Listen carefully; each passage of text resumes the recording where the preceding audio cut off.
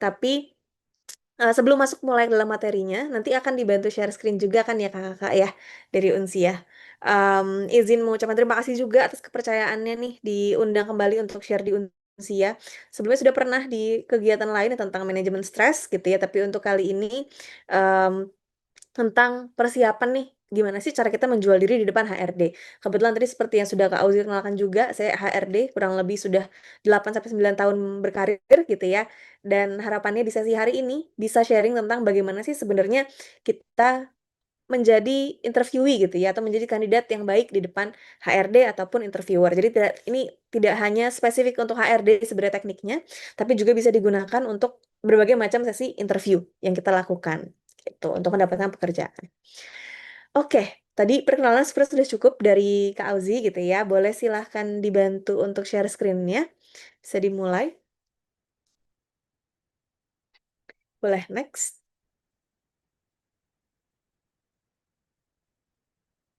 Oke. Ya, jadi hari ini kita akan membahas bagaimana sih strategi menonjolkan keunggulan diri di depan HRD. Eh, ada kata-katanya nih, selling your potential. Nanti akan ada kata-kata selling juga yang sering kita bahas dalam materinya. Tapi ternyata nggak hanya selling loh yang dilakukan sebenarnya dalam interview. Nanti coba kita belajar bareng-bareng ya dalam sesi ini. Next, Kak Alzi.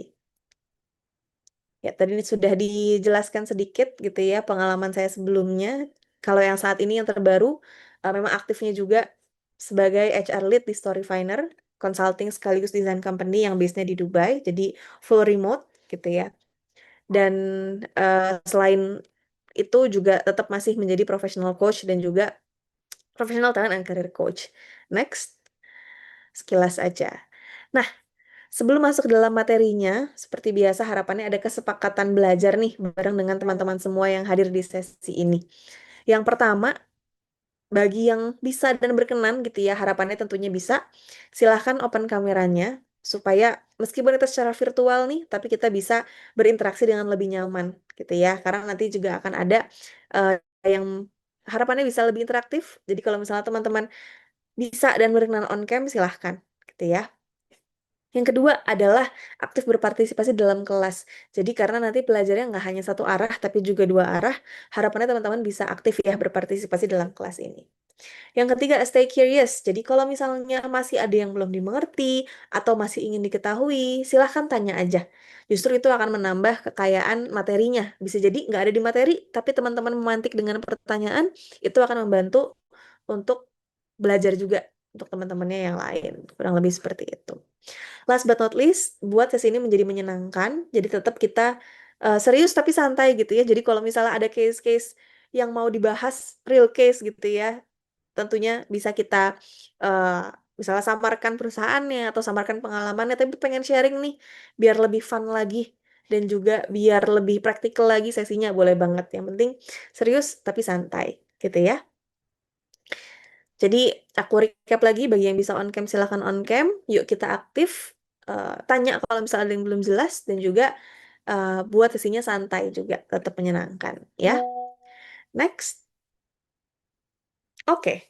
Sebelum masuk ke dalam sesinya, pengen dong teman-teman nih sebelum kita benar-benar masuk ke dalam materi gitu ya. Pengen dengar juga dari teman-teman sebenarnya ekspektasi untuk sesi hari ini apa sih? Tentang selling your potential, menonjolkan diri di depan HRD. Tapi sebenarnya ekspektasinya teman-teman pengen belajar apa? Supaya aku juga tahu nih sebenarnya teman-teman apa sih yang bikin penasaran, apa sih yang sebenarnya mau ditingkatkan kemampuannya. Boleh nggak? Ketik aja di kolom chat apa yang sebenarnya menjadi ekspektasi teman-teman terkait sesi hari ini. Boleh, silakan. Oh, bertambah ya partisipannya 190 lebih, luar biasa, keren-keren nih. Apa ekspektasinya sih? Gimana supaya bisa jadi appealing applicant atau interviewee untuk perusahaan internasional? Oke. Ada lagi? Karena nggak pandai komunikasi, wah menarik nih. Karena jadinya pengen belajar komunikasi dengan lebih baik, salah satunya di sesi interview ya. Penting tuh, nanti kita bahas.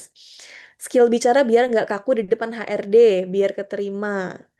Membuat CV yang benar, kayak CV ada materinya sendiri ya, kalau nggak salah ya. Ini kita fokus ke interview dulu ya, Kak Hendra. Tapi nggak apa-apa, nanti kalau ada yang mau ditanyain di akhir masih ada waktunya, coba aku jawab juga. Apa yang harusnya dijawab ketika HRD tanya? Oke, public speaking. Oke, ada yang setuju juga tuh, ada yang like ya. Ada lagi yang mau ditanyakan rata-rata tentang komunikasi, gimana biar disukain sama HRD, kalau ditanya harus jawabnya apa, dan lain sebagainya. Public speaking. Gimana supaya menghilangkan rasa grogi. Oke. Lagi-lagi, supaya nggak bingung ketika ditanya perihal gaji atau visi 5 tahun ke depan. Oke. Apa adanya saja. Oh, nih ya, tentang nervous, grogi, pada pengen tahu nih tips lolos psikotes. Oke. Lagi-lagi kita fokusnya ke interview ya.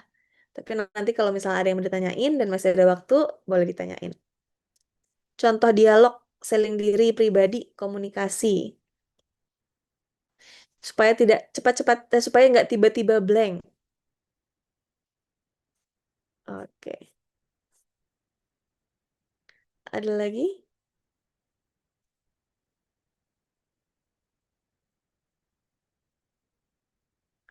yang sering ditanya supaya tidak salah jawab. Oke. Sip, kurang lebih ekspektasinya itu ya teman-teman ya tentang gimana supaya tadi elemen psikologisnya gitu ya supaya tidak grogi. Yang kedua skill komunikasinya sama ya supaya gimana benar-benar bisa menjawab apa yang ditanyakan gitu ya. Warna baju yang recommended. Oke. Sip.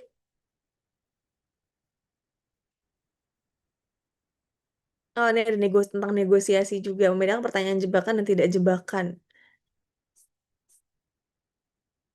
Oke, kita lanjut ya ke sesinya. Kurang lebih teman-teman punya ekspektasi intinya tentang skill komunikasi, gimana supaya nggak grogi dan lain sebagainya. Utamanya tentang komunikasi saat interview ya. Sampai ada yang nanya warna baju juga. Kalau warna baju kayaknya ini ya, kita harus bisa menebak nih sukanya warna apa si interviewernya. Nggak ya, bercanda. Oke, nanti kita bahas ya teman-teman ya. Boleh next?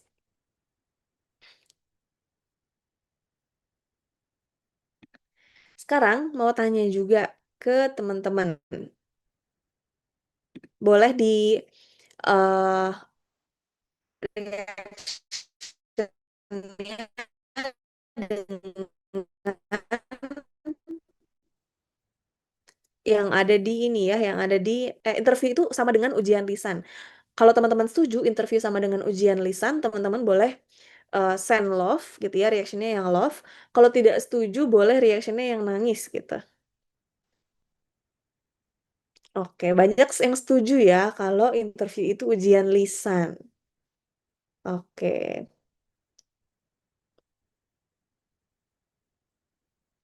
tapi ada juga yang dua, dua, tiga. Oh, ada yang kurang setuju juga. Oke, tapi banyaknya yang setuju ya. Oke, ada yang setuju, ada yang tidak setuju, walaupun banyakkan yang setuju. Sip, pengen tahu nih. Kalau misalnya yang setuju, ada yang mau share nggak? Kenapa setuju interview itu sama dengan ujian lisan?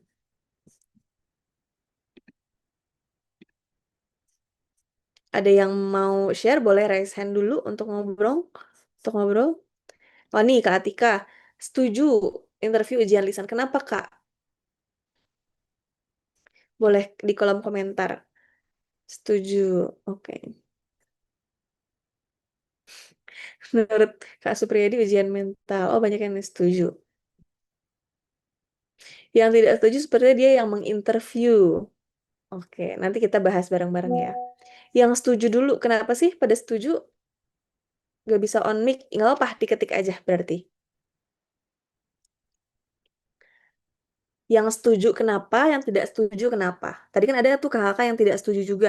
Boleh sambil diketik ya, kenapa tidak setuju interview itu ujian lisan. Menurut teman-teman itu ujian apa sih sebenarnya? Oh nih, karena nggak setuju karena kita bisa kerja tapi nggak bisa interview. Setuju karena sering terjebak pertanyaan berhubungan dengan psikologi. Setuju interview supaya bisa tahu reaksi menjawab pertanyaan, pola pikir kandidat. Oke, ada bahasa yang baik, benar. Oke. Tadi tuh menarik ya, ada statement nggak setuju dari Kak Rana, karena kita bisa kerja tapi nggak bisa interview. Kak Rena, sorry, bukan Kak Rana. Kak Rena. Tidak setuju, lebih mirip menembak pasangan karena based on chemistry, bukan true false statement. Oke, tapi ada yang setuju mungkin karena biasanya interview dilakukan secara lisan gitu ya. Jadi sebenarnya komunikasi gitu ya. Oke, karena soal yang dilontarkan hampir selalu sama. Setuju, apalagi kalau pewawancaranya banyak tanya teori, pengalaman, atau ngasih studi kasus mendadak. Sip, coba kita bahas ya. Sebenarnya interview itu ujian lisan atau enggak sih? Gitu. Boleh next. Untuk bisa menjawabnya, kita sambil bermain ya. Ini eh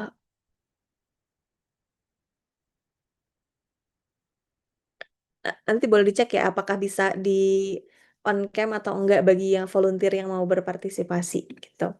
Kita main yang namanya pulpen sakti dulu. Jadi pulpen sakti ini itu dia pertama di Indonesia, dia tuh buatan lokal tapi kualitasnya internasional. Dia ini kenapa dibilang sakti? Karena dia hybrid. Jadi dia pulpen konvensional bisa, jadi bisa dilakukan di atas, bisa nulis di atas kertas, tapi dia juga bisa nulis di atas perangkat iPhone ataupun Android. Jadi dia bisa digital juga nulis di HP. Refillnya cukup dengan charge 30 menit, durabilitasnya tinggi, awet hingga 5 tahun. Boleh ada yang mau volunteer 2 orang untuk ceritanya jualan. Ada yang mau?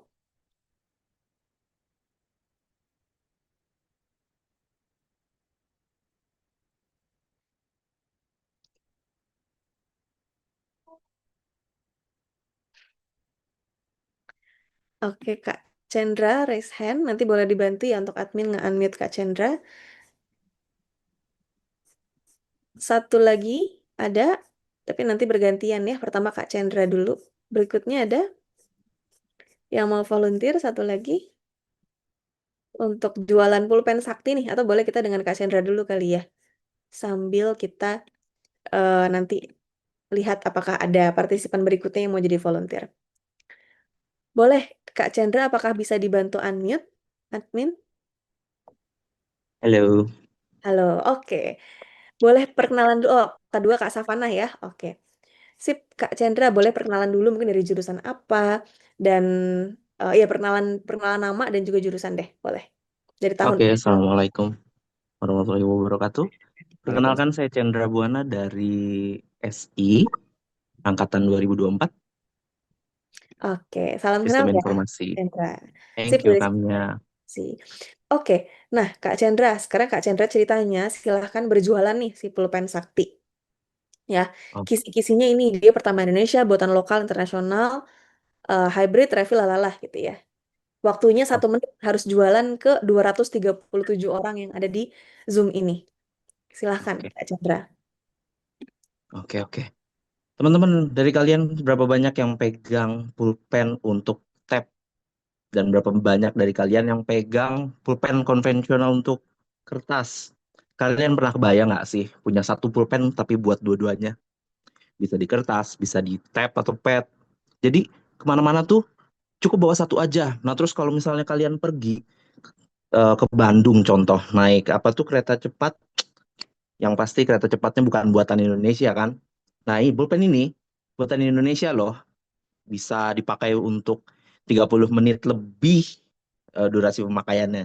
Jadi kalian nggak usah mikir ketika mau boarding sampai kalian sampai, itu cukup loh untuk menggunakan pulpen ini. Jadi kalian nggak usah khawatir, tinggal bawa satu pulpen, bisa untuk semuanya. Thank you. Oke, thank you, Iya, Kak. berlibet ya. Oke, sip. Thank you, Coba thank you. nanti kita bahas ya, Kak Chandra ya. Next, Kak Savana nih, boleh perkenalan nama, jurusan, dan juga angkatan atau tahun masuk ya. Halo semuanya, saya Savana Desiri Tanu Zahra. Saya jurusan PJJ Manajemen tahun masuk 2025. Oke, silahkan Kak, dimulai nih 1 menit jualan. Oke, Gitu.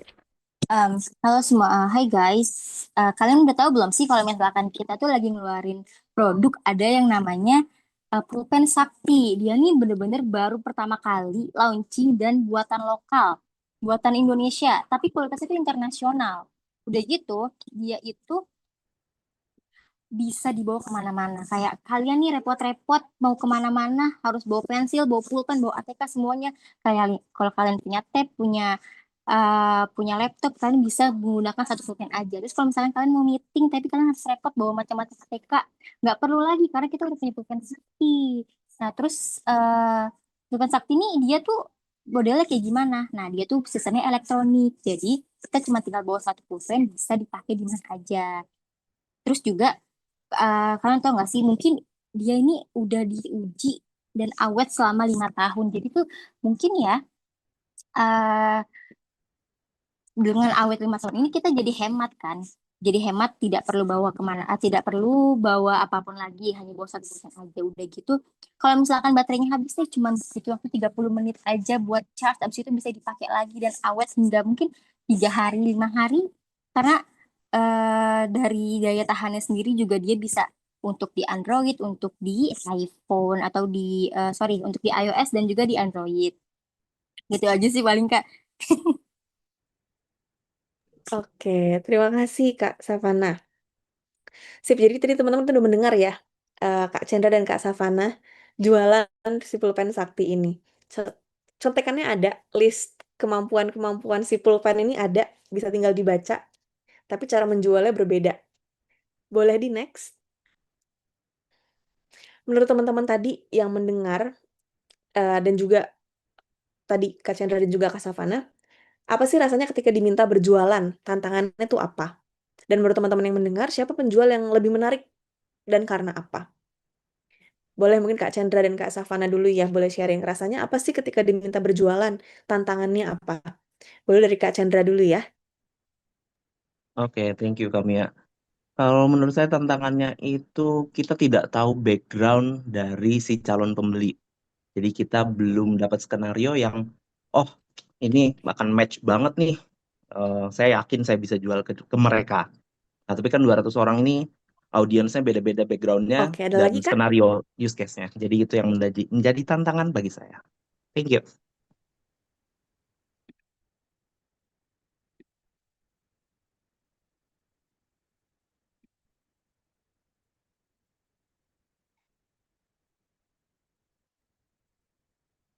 Halo? Ada lagi Kak Chandra? Sorry tadi agak ter... That would be all, Kak. Tantangannya connect ke 200 orang itu sih. Thank you. Kan ya, karena nggak ada info tentang itu ya Kak Chandra ya. Betul. Kan bukan audiens yang Apple enthusiast atau Google enthusiast. Jadi ya,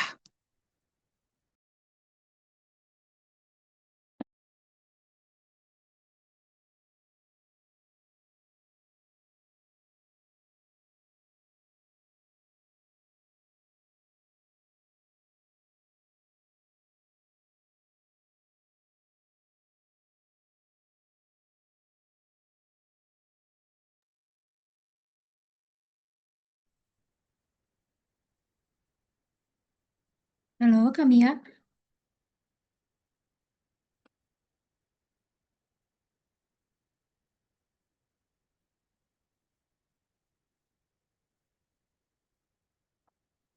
Baik, mohon ditunggu ya, teman-teman. Sepertinya ada masalah jaringan dari Kak Mia.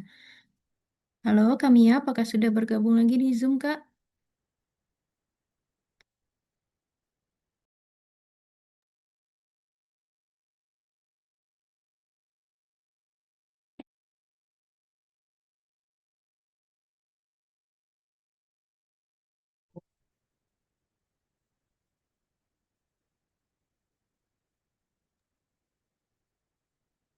Halo, selamat siang teman-teman. Ya, Mungkin sambil menunggu narsumnya, sekalian saya mau remind tadi sempat lihat di chat. Perkenalkan saya Tania dari CFCD. Tadi sempat di chat ada yang mau membahas terkait CV. Sebenarnya bisa ditonton karena itu sesi satu dari um, program Career Lab. Bisa ditonton di YouTube-nya CFCD ya, teman-teman terkait pembuatan CV. Terima kasih. Nanti dikasih linknya oleh Kak Maria. Sambil menunggu, mungkin bisa di uplinknya ya Kak Maria. Tapi bukannya memang dunia itu formalitas.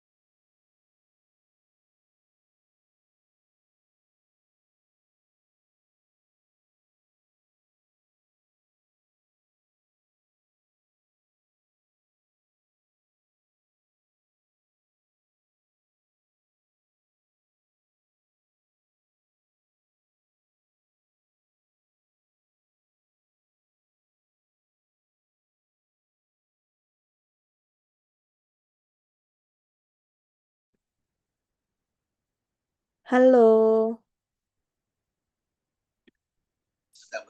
apakah suaraku sudah terdengar? Sudah Ibu. Sudah, Kak. Sudah Kak, sudah. Sudah, Kak.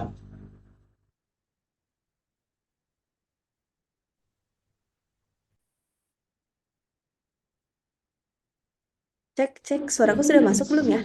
Sudah masuk, Kak, suaranya. Sudah Kak, sudah masuk, sudah masuk. Iya Kak. Aduh.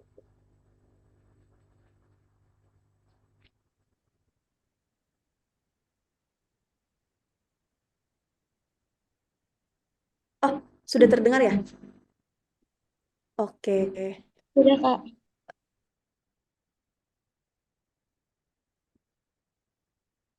oke. Aman ya, kita bisa lanjut sesinya ya. Aman Kak. Oke, Aman. ya. Tadi Kak Chandra sudah bercerita satu karena nggak tahu riset background calon pembeli dan tadi juga sempat share waktu awal itu, aduh menantang ya ini ya tiba-tiba disuruh jualan gitu ya. Oke, Kak Savana tadi ya yang kedua ya. Boleh sharing sedikit rasanya apa ketika diminta berjualan, tantangannya apa yang dirasakan? Pastinya nervous ya. Dan juga apa ya? eh, sama seperti tadi kurang tahu juga background dari calon customer dan juga agak apa ya? Selain hybrid, kita juga harus menonjolkan. Kita bingung nih, kayak kita menonjolkan dari si pulpen, tapi kita nggak tahu harganya berapa. Jadi kita bingung kan kalau misalkan mau ngejelasin harga dan juga kayak dari deskripsinya itu kita bingung untuk menyusun kata-katanya dari contekan yang udah ada. Karena sesuai dari pengalaman pribadi juga ya, kalau misalkan mau menjual produk dengan kayak gitu, jadi paling tantangannya itu kayak bingung aja sih Kak caranya untuk menyusun kata-katanya dari contekan yang udah diberikan. I see. Jadi sama karena backgroundnya belum riset atau nggak tahu gitu ya. Ya, Terus sudah ada contekannya, tapi gimana nyusun kata-katanya on the spot gitu ya. iya. Oke, thank you Kak Savana. Boleh next? Oke. Nah, sebenarnya teman-teman dari aktivitas tadi yang mau dipelajari itu apa sih yang mau kita em, observasi sama-sama, sebenarnya interview itu tidak sama dengan ujian lisan, ya. Karena tadi kata Kak Savana juga sudah ada contekannya, tapi gimana cara nyusun kata-katanya gitu ya. Lalu perlu juga ada elemen riset ke calon pembeli gitu. Maksudnya ujian lisan tuh gimana sih? Kalau ujian lisan kita kan tahu ya, apa sih keunggulannya si pulpen sakti ini? Oh, keunggulannya dia bisa hybrid. Dia di refillnya cuma cukup dicas setengah jam. Kemudian juga dia awet, durabilitasnya tinggi. Tahu gitu ya. Tapi sebenarnya saat disuruh berjualan si pulpen itu, kita bingung ngatur kata-katanya gimana. Kita perlu tahu siapa calon pembelinya, ya. Jadi kalau ujian lisan, ya kita hafal. Apa sih keunggulannya si pulpen ini? Ditanya jawab sesimpel itu. Apa keunggulan pulpen ini? Pulpen ini bisa bla bla bla bla bla. Dicasnya berapa lama? 30 menit gitu misalnya. Kita bisa jawab. Tapi belum tentu saat kita berjualan kita bisa sefasih itu untuk melakukan sellingnya, ya. Karena sebenarnya kalau interview bukan ujian lisan, terus interview sebenarnya apa dong? Interview itu komunikasi. Kita butuh komunikasi yang seperti apa? Komunikasi yang terstruktur dan juga komunikasi yang engaging dengan adanya first impression yang baik juga gitu. Ya.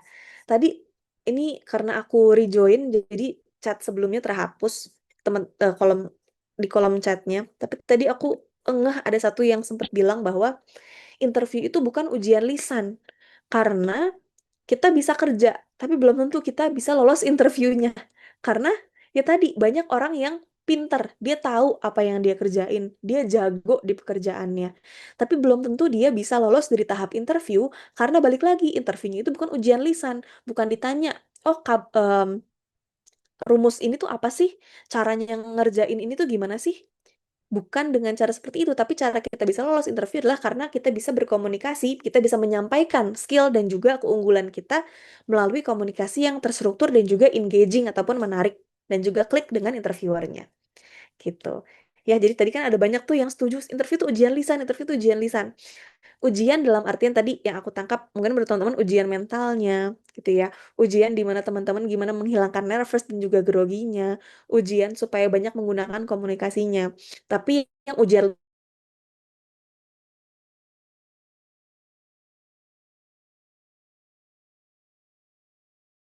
engaging gitu ya. Boleh di next teman-teman?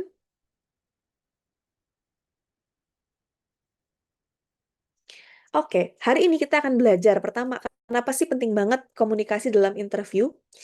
Apa yang akan kita pelajari Wattnya adalah prinsip dalam job interview dan juga tipe interview. Yang ketiga adalah gimana caranya kita bisa menjual diri nih, gimana caranya kita bisa lolos interview. Ada etiket, sequence, dan juga STAR method atau behavioral event interview. Ya, pertama kita masuk ke why dulu. Next, kenapa kenapa komunikasi sangat penting dalam interview. Next, kita kan tadi sesuai judulnya belajar bahwa selling yourself gitu ya, kita jual diri. Tapi sebenarnya tujuan interview itu apa sih? Merekrut orang yang tepat dan menghindari kesalahan perekrutan gitu. Sehingga saat interview kita juga harus membalance antara selling dan juga checking. Selling dan checking ini berjalan di dua pihak ya. Jadi kita jualan, tapi kita juga ngecek nih gitu. Tugas interviewer sebenarnya dalam interview atau orang yang menginterview itu adalah checking, memastikan kandidat punya dua hal, kompetensi dan juga culture yang sesuai dengan yang dicari. Masih putus-putus nggak ya?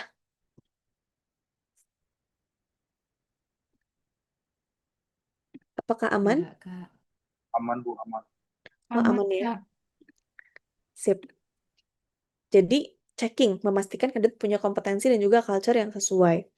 Dan yang kedua, selling, memberikan pengalaman interview dan impresi yang baik kepada job seeker-nya. Kurang lebih seperti itu.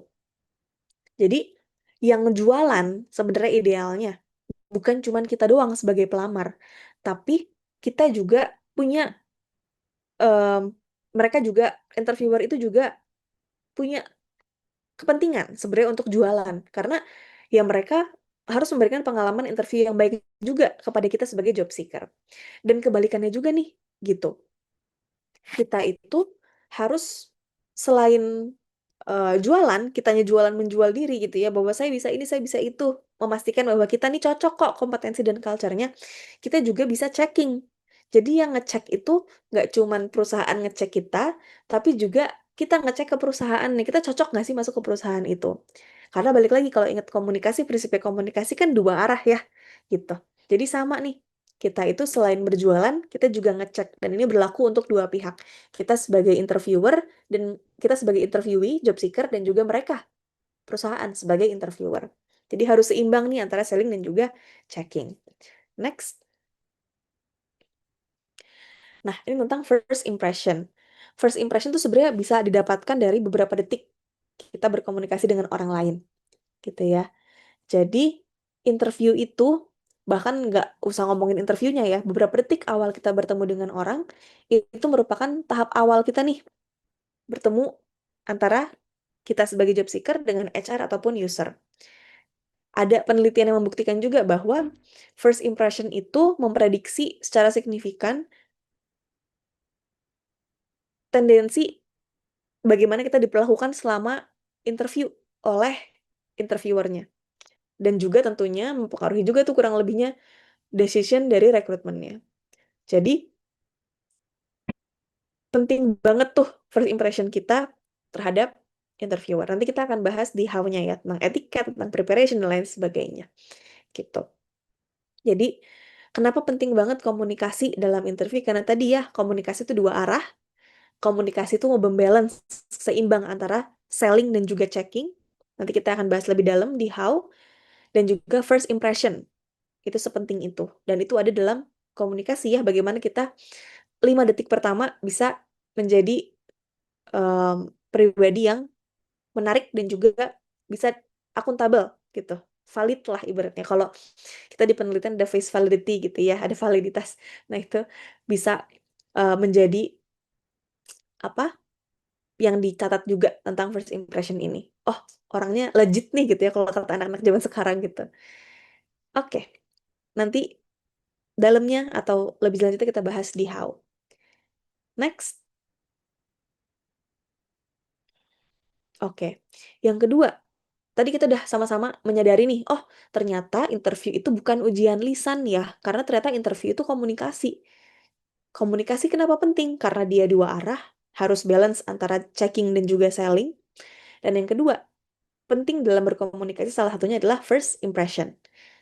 Berikutnya, emangnya kalau gitu prinsip-prinsip dalam job interview apa aja sih? Dan juga ada apa aja sih sebenarnya tipe-tipe interview? Next. Prinsip itu sebenarnya apa? Prinsip itu adalah sebuah fundamental ataupun dasar dari sesuatu. Ibarat ini, kalau kita ingat prinsip-prinsipnya, kita bisa adjust sendiri tuh how-nya. Jadi, meskipun nanti hari ini kita akan bahas sampai how, tapi as long as teman-teman ingat prinsip-prinsip dalam job interview, nanti teman-teman akan ketemu sendiri how-nya tuh yang paling sesuai dengan diri teman-teman seperti apa. Ya, boleh di next. Yang pertama, prinsip dari job interview. Kita harus ingat dan harus punya mindset bahwa kedudukan kita sebagai job seeker dengan perusahaan HRD ataupun user sebagai interviewer itu setara. Karena ingat tadi, interview adalah komunikasi. Dan dalam komunikasi kita punya kedudukan yang setara dengan interviewer kita. Ya, kedudukan kita setara. Kita sama-sama sedang berjualan, kita sama-sama sedang checking. Yang kedua, interview itu menjelaskan apa yang ada di CV dan juga enggak. Jadi, menjelaskan apa yang ada di CV bisa jadi tidak cukup, tapi harus bisa menjelaskan apa yang ada di CV. Oke? Yang ketiga, persiapan yang matang sama dengan setengah keberhasilan. Jadi, jangan harap kita akan berhasil kalau kita tidak punya persiapan yang matang. Oke? Jadi, ini 3 prinsip dari job interview. Pertama, kedudukan interviewer dengan job seeker itu setara. Yang kedua, interview menjelaskan apa yang ada di CV dan juga tidak. Dan yang ketiga, persiapan yang matang sama dengan setengah keberhasilan. Next. Oke. Yang pertama, kita tadi di awal bahas soal komunikasi. Komunikasinya komunikasi yang setara antara job seeker dan juga interviewer gitu. Tadi ada sempat bahasa selling, tapi juga ada checking nih. Selling dan checking ini dilakukan oleh kedua belah pihak. Contohnya gimana? Interviewer ya, perusahaan HR ataupun HRD. Sering nanya kan, punya skill apa? Punya pengalaman apa sebelumnya? Punya sertifikasi apa sebelumnya? Pernah nggak menangani kasus ABC? Gitu. Tapi sebenarnya mereka juga punya kepentingan untuk selling. Oh ya, perusahaan kami mengedepankan loh inovasi dan juga kolaborasi. Kami sudah berdiri selama 5 tahun. Gitu. Kami sudah tersebar di sekian cabang, gitu, misalnya. Jadi mereka selain checking, mereka juga selling. Sama dengan job seeker juga. Selain kita, umumnya kan yang kita tahu kita harus jualan nih. Ya betul kita jualan gitu ya. Saya punya keterampilan ABCDE. Saya pernah menangani kasus ABC. Saya pernah terlibat dalam project XYZ. Itu sellingnya.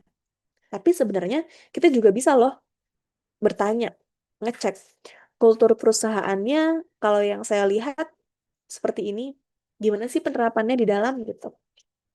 Saat ini tantangan terbesarnya di divisi X apa ya Pak, Bu? Jadi kita harus ingat interview itu adalah komunikasi setara, selling itu penting, kita sebagai job seeker tentunya pengen menjual diri kita, tapi jangan lupa kita juga bisa kok checking gitu. Jadi balance, seimbangkan antara selling dan juga checking. Next, prinsip yang kedua, interview itu menjelaskan apa yang ada di CV dan juga enggak gitu. Jadi saat interview, kita itu siap-siap untuk digali apa yang ada di CV. Jadi kita harus paham betul dengan apa yang kita tulis di CV kita. Ya, hindari kita melebih-lebihkan, hindari kita menuliskan sesuatu yang tidak sesuai dengan kenyataannya, karena pada akhirnya itu pasti akan dicek gitu. Dan kita harus siap berjualan persis apa yang kita tulis tentang diri kita dalam CV gitu. Karena balik lagi kita ingat ya, selling checking dan itu berlaku di dua pihak. Kita harus siap berjualan persis apa yang ada di CV kita, tapi kita juga harus siap kita dicek persis sesuai dengan apa yang di CV kita. Ya. Jadi saat interview kita akan digali lebih detail apa yang ditulis dalam CV. Dan biasanya ya kita juga akan digali tentang future behavior. Jadi selain ditanya, kamu pernah ini nggak sebelumnya, kamu pernah itu nggak sebelumnya, kita akan ditanya, ke depannya ketika kamu menjelaskan atau mengerjakan ABC, apa yang akan kamu lakukan? Ketika kamu dihadapkan pada situasi XYZ, apa yang akan kamu lakukan? Jadi, selain siap dengan CV kita harus siap pertanyaan tentang future, gitu. Ya, lalu ada juga hal-hal yang akan ditanyakan dalam interview yang tidak ditulis di CV, tapi tetap harus kita persiapkan. Yang pertama, ekspektasi gaji. Tadi di awal sesi sempat ada yang ini ya, pengen tahu gimana cara jawab ekspektasi gaji. Itu menjadi topik tersendiri ya, nanti akan kita bahas di akhir. Tapi pada intinya itu harus kita persiapkan. Jadi jangan sampai kita datang ke interview, kita belum tahu untuk posisi itu, untuk perusahaan itu, sebenarnya ekspektasi kita berapa. Yang kedua, fleksibilitas penempatan atau relokasi. Siap nggak kalau dipindahkan? Siap nggak kalau harus kerja dari rumah aja, nggak pernah ke kantor misalnya? Dan hal-hal lainnya yang nggak ditulis di CV, gitu ya. Jadi, prinsip kedua, interview itu menjelaskan apa yang ada di CV dan juga tidak. Jadi harus siap selling dan checking sesuai dengan ada yang di CV, tapi juga harus siap dengan hal-hal yang tidak di CV, seperti future behavior, ekspektasi gaji, fleksibilitas penempatan, dan lain sebagainya. Gitu. Tapi nggak usah khawatir ya, meskipun nggak ada di CV, meskipun tanda kutip nggak ada contekannya, tapi kita harus ingat interview itu komunikasi. Nanti kita bahas di how ya, saat komunikasi, gimana supaya tetap terstruktur. Kalau kata Kak Savana tadi, gimana caranya udah ada contekannya, tapi aku tetap bisa menyampaikan dengan baik, gitu. Nanti kita bahas. Next, yang ketiga, persiapan yang matang adalah setengah dari keberhasilan. Persiapan yang matang, tadi ini kita berkaitan dengan Kak Chandra ya. Iya, udah ada nih spek pulpennya. Tapi kurang riset sebenarnya pembelinya itu maunya pulpen yang kayak gimana. Kalau dalam slide ini konteksnya adalah knowing the company and the market. Jadi persiapan yang matang itu dua hal. knowing ourselves dengan cara riset ke dalam diri. Dan 2, knowing the company and the market, riset keluar diri. Knowing ourselves, riset ke dalam diri buat analisa SWOT-nya. SWOT itu udah pernah dengar ya? Strength, weakness, opportunities, threats. Riset juga ke dalam diri, tanya aspirasi karirku tuh sebenarnya apa? Value aku dalam berkarir tuh sebenarnya apa? Bahkan kebutuhan hidup per bulan untuk tahu ekspektasi gaji nih dan segala macam kan ada yang nanya ya. Harusnya berapa sih? Ya kita juga tahu value kita dong. Kita juga punya target tertentu untuk memenuhi kehidupan hidup per bulan. Berapa? Rencana kehidupan 1-3-5 tahun tadi juga ada ya di kolom chat. Gimana cara jawab visi, misi, dan lain sebagainya. Jadi sebelum sebelum tadi sempat bingung gimana cara jawabnya. Aku tanya dulu, udah tahu belum?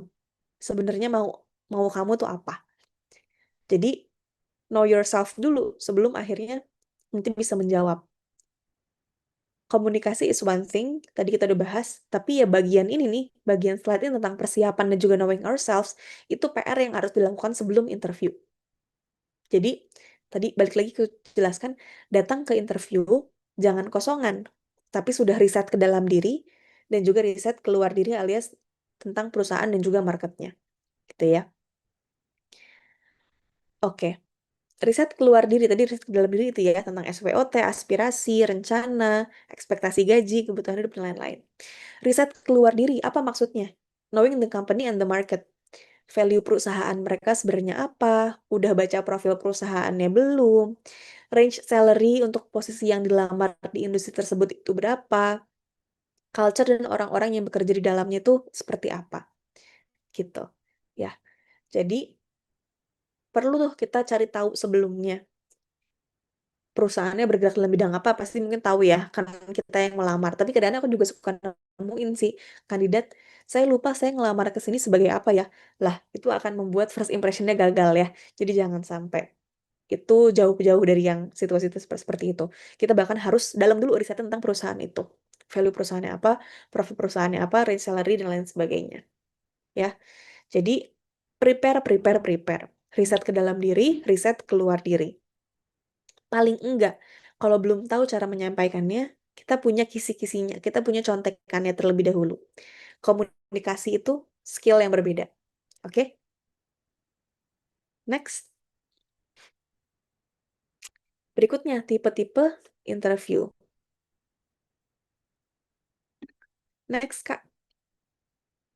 Yang akan kita bahas adalah behavioral event interview nih. Past behavior predicts future behavior. Tingkah laku kita di masa lalu memprediksi tingkah laku kita di masa depan. Next. How ya. Kita masuk ke how-nya tentang gimana caranya kita bisa tadi tuh excel di behavioral event interview-nya. Tapi sebelumnya kita bahas dulu ada etika, ada sequence, ada behavioral event interview menggunakan STAR method-nya. Next ya. Oke. Pertama adalah tentang etiket. Sebenarnya apa aja sih yang perlu diperhatikan saat menghadiri interview? Yang pertama, seringkali kita kan diundang via email ataupun via WhatsApp gitu ya. Jangan lupa kita ucapkan terima kasih atas undangannya dan langsung konfirmasi kehadiran secara segera. Gitu ya. Kalau misalnya teman-teman tidak bisa datang atau mengubah jadwal, langsung berikan pemberitahuan. Jadi jangan sampai ghosting gitu ya. Udah lewat jadwal interviewnya baru balik. Pak, Bu, maaf kemarin saya nggak bisa karena ada acara keluarga. Itu akan menjadi red flag. Ingat tentang first impression. Ya. Berikutnya, kalau misalnya ternyata offline, datang tepat waktu dan balik lagi dengan respon yang sesuai. Dengan dress code yang sesuai. Kalaupun misalnya online gitu ya, tetap tepat waktu dan juga dress code sesuai. Jadi ini mau on cam, mau online, mau offline, tetap datang tepat waktu dengan dress code yang sesuai. Gitu. Lalu body language yang warm and welcoming. Maksudnya apa? Jadi tadi kan ada yang bilang, aduh nervous, aduh grogi, takut terlihat kaku dan lain sebagainya. Jadi warm and welcoming tidak jadi nggak terlalu terlihat kitanya takut, tapi juga nggak petentang-petenteng gitu ya. Yang penting kita santai aja. Kalau inget, mungkin teman-teman bisa bisa digambarkan paling mudah adalah saat kita bertemu dengan teman-teman. Gimana sih rasanya kita happy, enjoy, menjadi diri kita sendiri. Itulah saat kita datang ke interview gitu ya. Bukan berarti kita harus terlalu santai dan akhirnya jadi temen ini bukan temen yang akhirnya kita bisa ongkang-ongkang ke depan dia ya. Maksudnya adalah pembawaan kita hangat, tenang, senang gitu ya. Berikutnya adalah open cam. Nah, ini juga sering kali aku temukan mau interview tapi nggak open cam atau mau interview tapi em, kameranya kurang ready atau mau interview lebih parahnya lagi pakai kaos kutang misalnya dan ibaratnya sangat tidak representatif gitu ya untuk memulai kurang profesional lah ibaratnya untuk em, interaksi di dunia kerja gitu. Dan berikutnya tunjukkan sikap dan interaksi yang baik juga. Jadi kita harus ingat kesopanan itu nomor satu juga. Meskipun tadi, kata Bumi atau kata kami kita boleh kok nanya-nanya, kita boleh kok checking, nggak cuma selling. Tapi tetap pada prinsipnya kita harus menunjukkan sikap dan juga interaksi yang baik ya selama interview. Kurang lebih seperti itu. Apakah suaraku putus-putus lagi? Tidak, Kak, aman. Oke. Oke kok, Kak. Aman ya, ini tadi Kak Yohanes bilang. Oke. Next.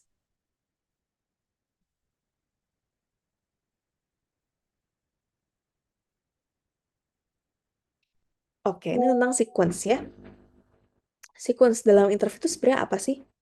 Yang pertama adalah pre atau preparation yang harus dilakukan sebelum interview. Lalu sequence inti yang terjadi saat interview dan juga post setelah interview. Sequence yang pertama adalah pre ya. Pre, during, dan juga post. Pre itu, ingat dulu kita prinsip ketiga ya, tentang riset. Riset itu riset ke dalam diri dan juga riset keluar diri. Ya, jadi tadi seperti aku bilang, gak ada ibaratnya haram kita datang ke dalam interview sebelum kita tadi memenuhi knowing ourselves dan knowing the company and the market. Harus wajib riset dulu sebelum datang ke interviewnya.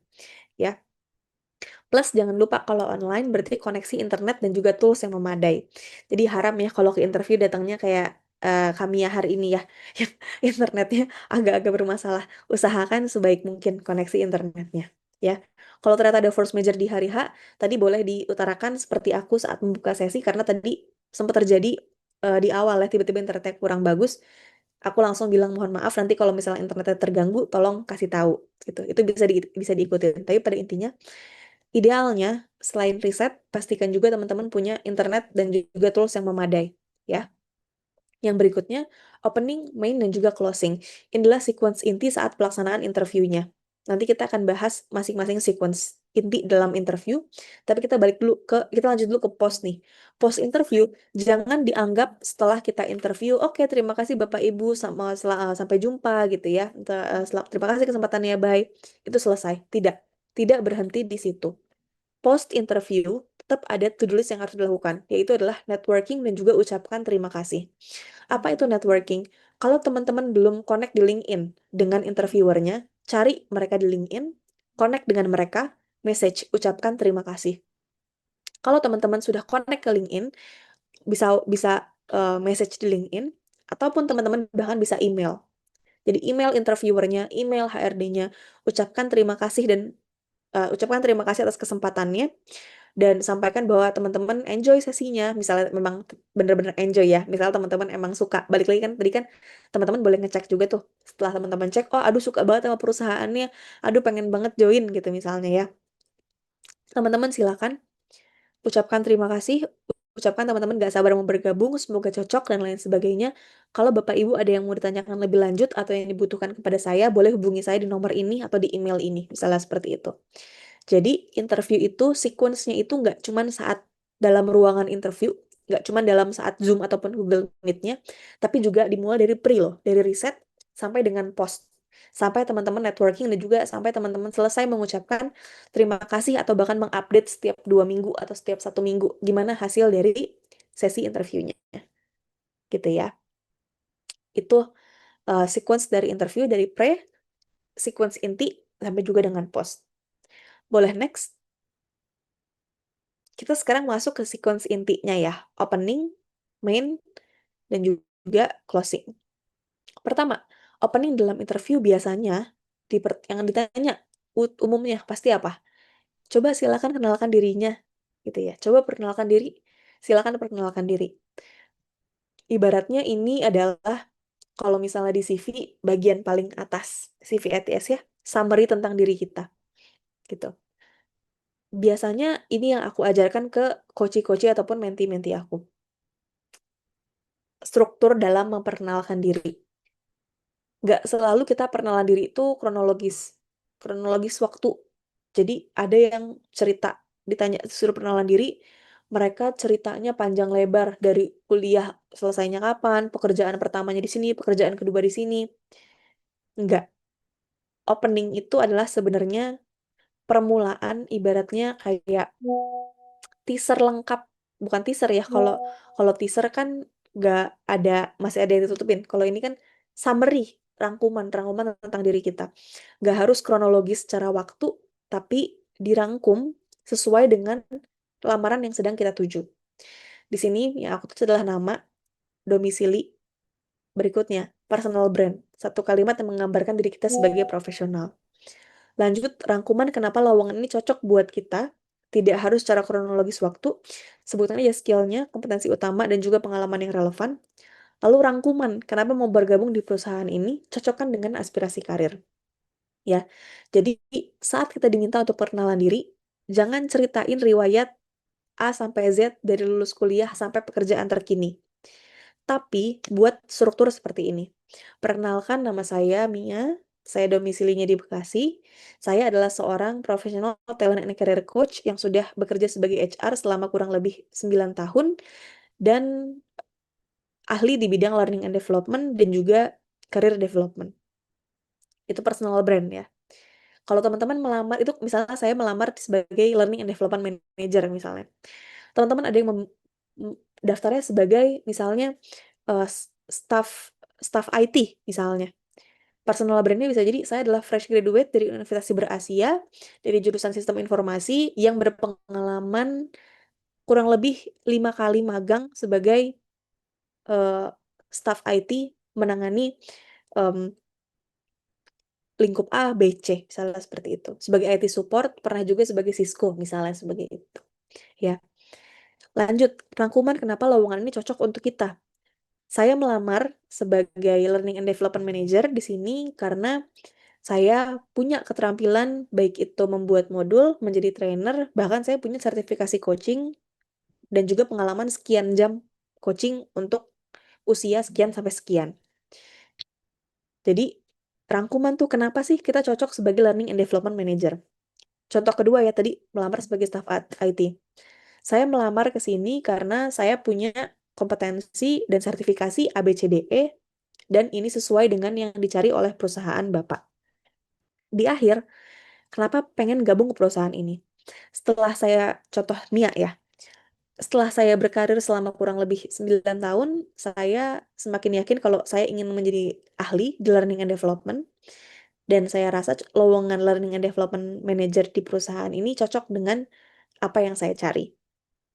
Kalau contoh staff IT-nya, saya sudah magang 5 kali dan ini saya pengen bekerja full time. Dan kalau saya lihat, bekerja di sini yang mencari fresh graduate juga, tapi dengan kompetensi yang kiranya cocok dengan saya, bisa menjadi awal yang baik juga untuk karir saya ke depannya. Misalnya seperti itu.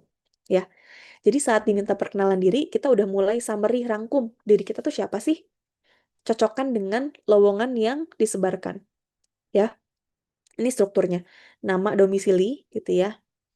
Personal brand, rangkuman lowongan cocoknya kenapa, rangkuman kenapa kita pengen join.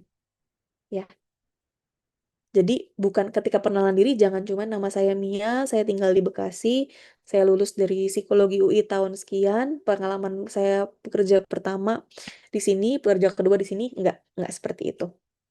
Buat seperti ini, rangkum personal brand kita, rangkum kompetensi utama kita yang sesuai dengan lowongannya, rangkum kenapa kita pengen masuk ke perusahaan ini. Cocokkan dengan aspirasi karir kita. Gitu. Ya. Kesalahan yang sering aku temukan pada interviewee adalah mereka lama banget di bagian opening atau pendek banget. Pendek banget itu karena cuman ngomong, iya saya Mia, saya di Bekasi, saya pengalaman HR kurang lebih 9 tahun. Terima kasih. Kependekan. Atau kepanjangan. Saya Mia, saya dari Bekasi, saya lulus psikologi, selama di psikologi saya aktif di sini sini sini sini. Lalu pekerjaan pertama saya di perusahaan ini, saya sebagai ini. Perusahaan kedua sebagai ini. Enggak, ya. Strukturnya seperti yang ada di slide ini ya. Namanya introduction, itu lagi diminta rangkuman. Kita pengen jualan, kita kasih tuh menu-menu utamanya. Nanti kalau ditanya case-case di tiap perusahaan, atau ditanya kompetensi-kompetensi tertentu, nanti kan ada di sesi intinya. Ya, lanjut dulu ya ke ke materi berikutnya. Next. Nah, sesi berikutnya adalah main, ataupun tektok tanya jawab selama interviewnya. Jadi di luar introduction dan sebelum closing, inti dari interview itu ya main interview ini. Sebenarnya yang penting inti dalam interview itu adalah structured communication-nya. Ya. Jadi komunikasi yang terstrukturnya menggunakan STAR method. Ada yang udah pernah dengar STAR method?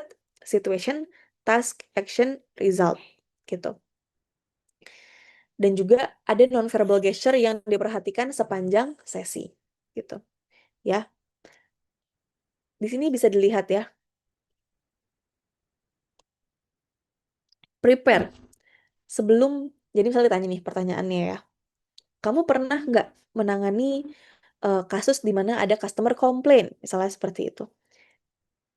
Ada yang lambang jam pasir ya, prepare. Listen to the question.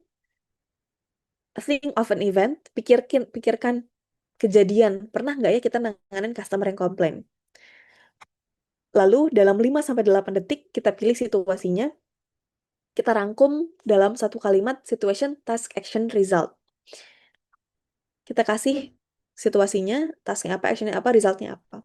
Jadi nanti kita akan bahas STHR-nya, tapi intinya adalah ini berlangsung setiap pertanyaan. Setiap pertanyaan, tangkap pertanyaannya apa, pikirin situasinya, dalam 5-8 detik rangkai di kepala kita STAR.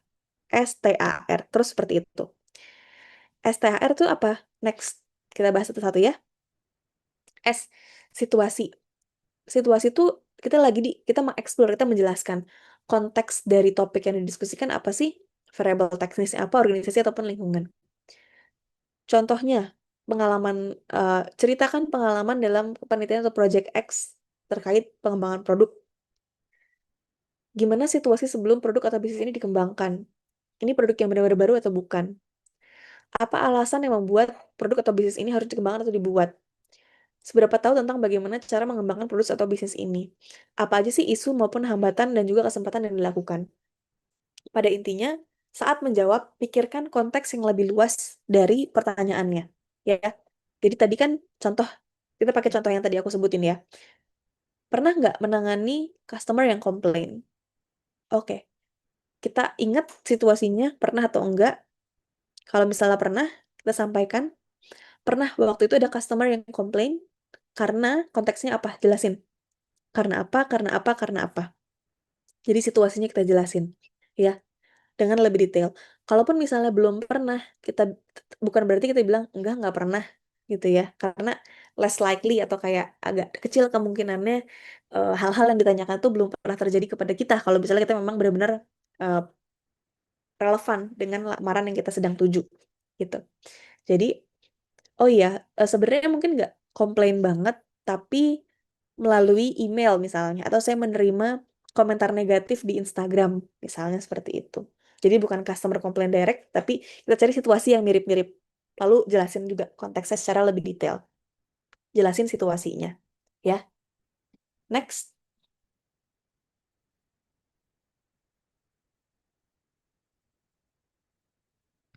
T. Task. Jelasin, kita punya tanggung jawab apa sih dalam project ataupun tugas tersebut. Gitu ya. Kita pikirin peran kita tuh apa, tolak ukur keberhasilannya apa, siapa yang bekerja dengan kita. Balik lagi ke contoh sih, pernah nggak menangani customer yang komplain? Tadi kan di situation kita jelasin konteksnya. Di task ini, jelasin tanggung jawab kita tuh apa. Tentunya saya sebagai staff di divisi customer service punya tanggung jawab, Pak, untuk menangani kasus tersebut. Saya harus menyelesaikan kasusnya dari mulai menginvestigasi sampai dengan kasusnya selesai dan juga customer-nya sudah kembali tenang lagi, misalnya seperti itu. Jadi setelah jelasin konteksnya, jelasin peran kita apa, jelasin tanggung jawab kita apa, gitu ya. Next, action. Udah kita jelasin konteksnya, udah kita jelasin tanggung jawab kita apa, kita jelasin langkah-langkah yang kita ambil untuk menyelesaikan suatu masalah. Dalam hal ini, tadi contohnya customer complaint. Nah, yang saya lakukan, Pak, Bu, adalah A, B, C, D, E. Jelasin langkah yang kita ambil, hal utama yang kita lakuin, atau ada nggak sih langkah berbeda yang memberikan hasil yang lebih signifikan? Ada nggak sih orang-orang yang perlu kita yakinkan supaya uh, usaha kita atau usaha yang perlu kita lakukan supaya hasilnya lebih maksimal atau kita dapat dukungan mereka? Jadi setelah konteksnya kita jelasin, tasknya, kita jelasin tanggung jawab kita atau peran kita apa, kita kasih tahu langkah-langkah kita apa, ya. Dan ini harus spesifik dan actionable ya. Jadi bukan awang-awang, tapi benar-benar langkah spesifik yang kita lakukan. Jadi konkret gitu. Interviewer ngedengernya juga, oh detail nih orang, beneran dikerjain gitu. Next. Last but not least adalah result. Hasilnya apa? Akhirnya setelah saya melakukan langkah-langkah tadi, customer-nya akhirnya happy lagi dan dia jadi customer rutin kita. Dia jadi pelanggan setia kita sampai sekarang gitu misalnya. Jadi ceritain juga tuh sampai resultnya apa dari langkah-langkah kita. Ya, gitu. Next. Kadang-kadang kita juga ditanyakan tentang hal-hal yang sifatnya kelemahan ataupun kegagalan. Misalnya, pernah nggak kamu gagal menangani customer yang komplain? Di situ kan kita nggak mungkin berhenti pada penjelasan, oh iya, kita nggak bisa, saya gagal nih. Kita nggak berhasil di situasi itu. Jangan berhenti di kegagalan tersebut, tapi kita harus, setelah kita ceritain pengalaman kegagalan kita menggunakan STAR, kita tambahin lagi alternative action dan juga alternative result. Kenapa? Supaya interviewer tahu kita sudah belajar dari kegagalan dan juga kita tahu cara menanganinya ketika hal itu terjadi lagi ke perusahaan ataupun ke diri kita saat kita sedang ditempatkan di perusahaan itu. Ya, jadi jadi ibaratnya nggak cuma STAR nih, kalau lagi ditanya soal kelemahan atau kegagalan, namanya STAR R. Jadi ada alternative action dan juga alternative resultnya. Alternative action tuh apa? Hal-hal yang dipelajari dan hal-hal dipelajari dan apa saja yang bisa dilakukan secara berbeda. Jadi misalnya, kalau kemarin saya ngelakuinnya ABC, tapi next-nya kalau saya ketemu lagi yang saya seharusnya lakukan adalah BCD. Sehingga kalau kemarin hasilnya XYZ, next-nya saya bisa dapat ABC gitu. Jadi kasih tahu alternative action dan juga alternative result-nya. Ya. Jadi kalau misalnya ditanya tentang spesifik konteks atau spesifik situasi dan itu sifatnya positif dalam artian atau netral, boleh berhenti di STAR. Tapi kalau misal ternyata itu adalah kelemahan, ibaratnya kita gagal nih, atau itu ya kelemahan kita, tambahin alternative action-nya apa, alternative result-nya apa. Ya. Next. Oke. Nah, ini soal non-verbal gesture. Ya. Yang pertama, eye contact is a must. Jadi kita harus nyaman juga ya. Boleh lihat alisnya. Jadi nggak harus lihat mata. Boleh lihat alis ataupun tengah dahi nih. Gitu. Pada intinya sebenarnya orang lawan bicara kita nggak akan engeh kalau kita nggak lihat mata langsung. Tapi yang penting kita fokus ke salah satu titik di misalnya alis ataupun dahi. Gitu ya. Yang kedua, wajahnya ramah, semangat, warm, tapi bukan berarti over expression. Jadi ingat seperti tadi kalau aku sempat bilang, seperti kita sedang ketemu teman. Jadi kan kita nggak mungkin ketemu teman perangat-perangut gitu ya. Nggak mungkin juga, tapi jangan sampai ongkang-ongkang kaki juga, bukan over expression. Tapi ya kita semangat, ramah, warm gitu ya. Jadi jangan deg-degan kayak ketemu dosen penguji, bukan kayak mau sidang. Kita mau ketemu teman, kita mau ketemu lawan bicara yang setara. Ingat prinsip di awal, kita punya kedudukan yang setara dengan interviewer kita. Karena balik lagi komunikasi itu adalah dua arah, ya. Kalau misal teman-teman online, jangan lupa background-nya juga proper, dan juga tadi setting-settingsnya ya diperhatikan. Lalu yang sering aku sampaikan juga, diksi dan intonasi. Netral, avoid judgment. Netral tuh maksudnya, perusahaan ini nyediain makan siang nggak sih Pak? Gitu misalnya. Perusahaan ini eh, saya lihat kurang atraktif ya Pak promosinya misalnya. Ada tendensi-tendensi yang kita berikan akhirnya em, sifatnya kurang netral dan juga menilai perusahaan ataupun calon tempat kita bekerja. Ya, Eh, hindari kita sifatnya netral aja. Yang ketiga itu kan soal diksi dan juga intonasi. Yang ketiga adalah soal frekuensi dengan lawan bicara. Teman-teman pernah ketemu interviewer yang datar? Kalau interviewernya datar, ibaratnya energi dia ada di bawah energi kita bisa samakan frekuensinya dengan dia. Jadi kita nggak perlu over over over expression, nggak perlu intonasinya terlalu bersemangat karena kita sebenarnya kan kalau komunikasi juga prinsipnya itu semakin sama semakin bagus, semakin sama kita akan semakin nyambung. Jadi misalnya interviewernya lebih tenang, kita samakan frekuensi kita dengan dia. Tapi kalau interviewernya semangat banget, kita harus semangat juga, gitu ya. Jadi secara nonverbal itu ngaruh. Jadi gunakan frekuensi yang sama dengan lawan bicara kita, ya. Lalu intonasi, gunakan intonasi yang pas. Nggak terlalu datar, nggak terlalu monoton, tapi juga nggak terlalu overly excited. Balik lagi, samakan frekuensi kita dengan lawan bicara. Kalau kita di frekuensi yang sama, mudah-mudahan ke depannya ngobrolnya juga lebih enak. Gitu. Kalau misalnya terlalu jomplang, khawatir nanti akhirnya jadi first impression yang kurang baik juga. Gitu ya. Next. Nah, ini masih dalam sesi inti interviewnya ya, closing. Dalam closing, dalam closing biasanya ada Q&A, tanya jawab, dan kita perlu memberikan impresi yang jangka panjang nih sampai akhir interviewnya, gitu. Q&A itu biasanya kan ada yang mau ditanyakan, gitu ya. Ingat lagi pri dari interview tadi apa? Riset. Kita datang tuh bukan kosongan, ya. Jadi, gunakan kesempatan Q&A ini untuk memperdalam riset kita dan juga menunjukkan bahwa kita sudah riset loh, gitu. Jadi yang pertama, apa sih sebenarnya informasi yang pengen kita cari tahu, tapi nggak ada pas kita cari di internet, gitu. Karena kan pas saat fase preparation, kita kan riset tuh, kita cari tahu. Kita buat, kok yang pengen kita cari tahu, kita penasaran nih, pengen tahu lebih lanjut, gitu ya.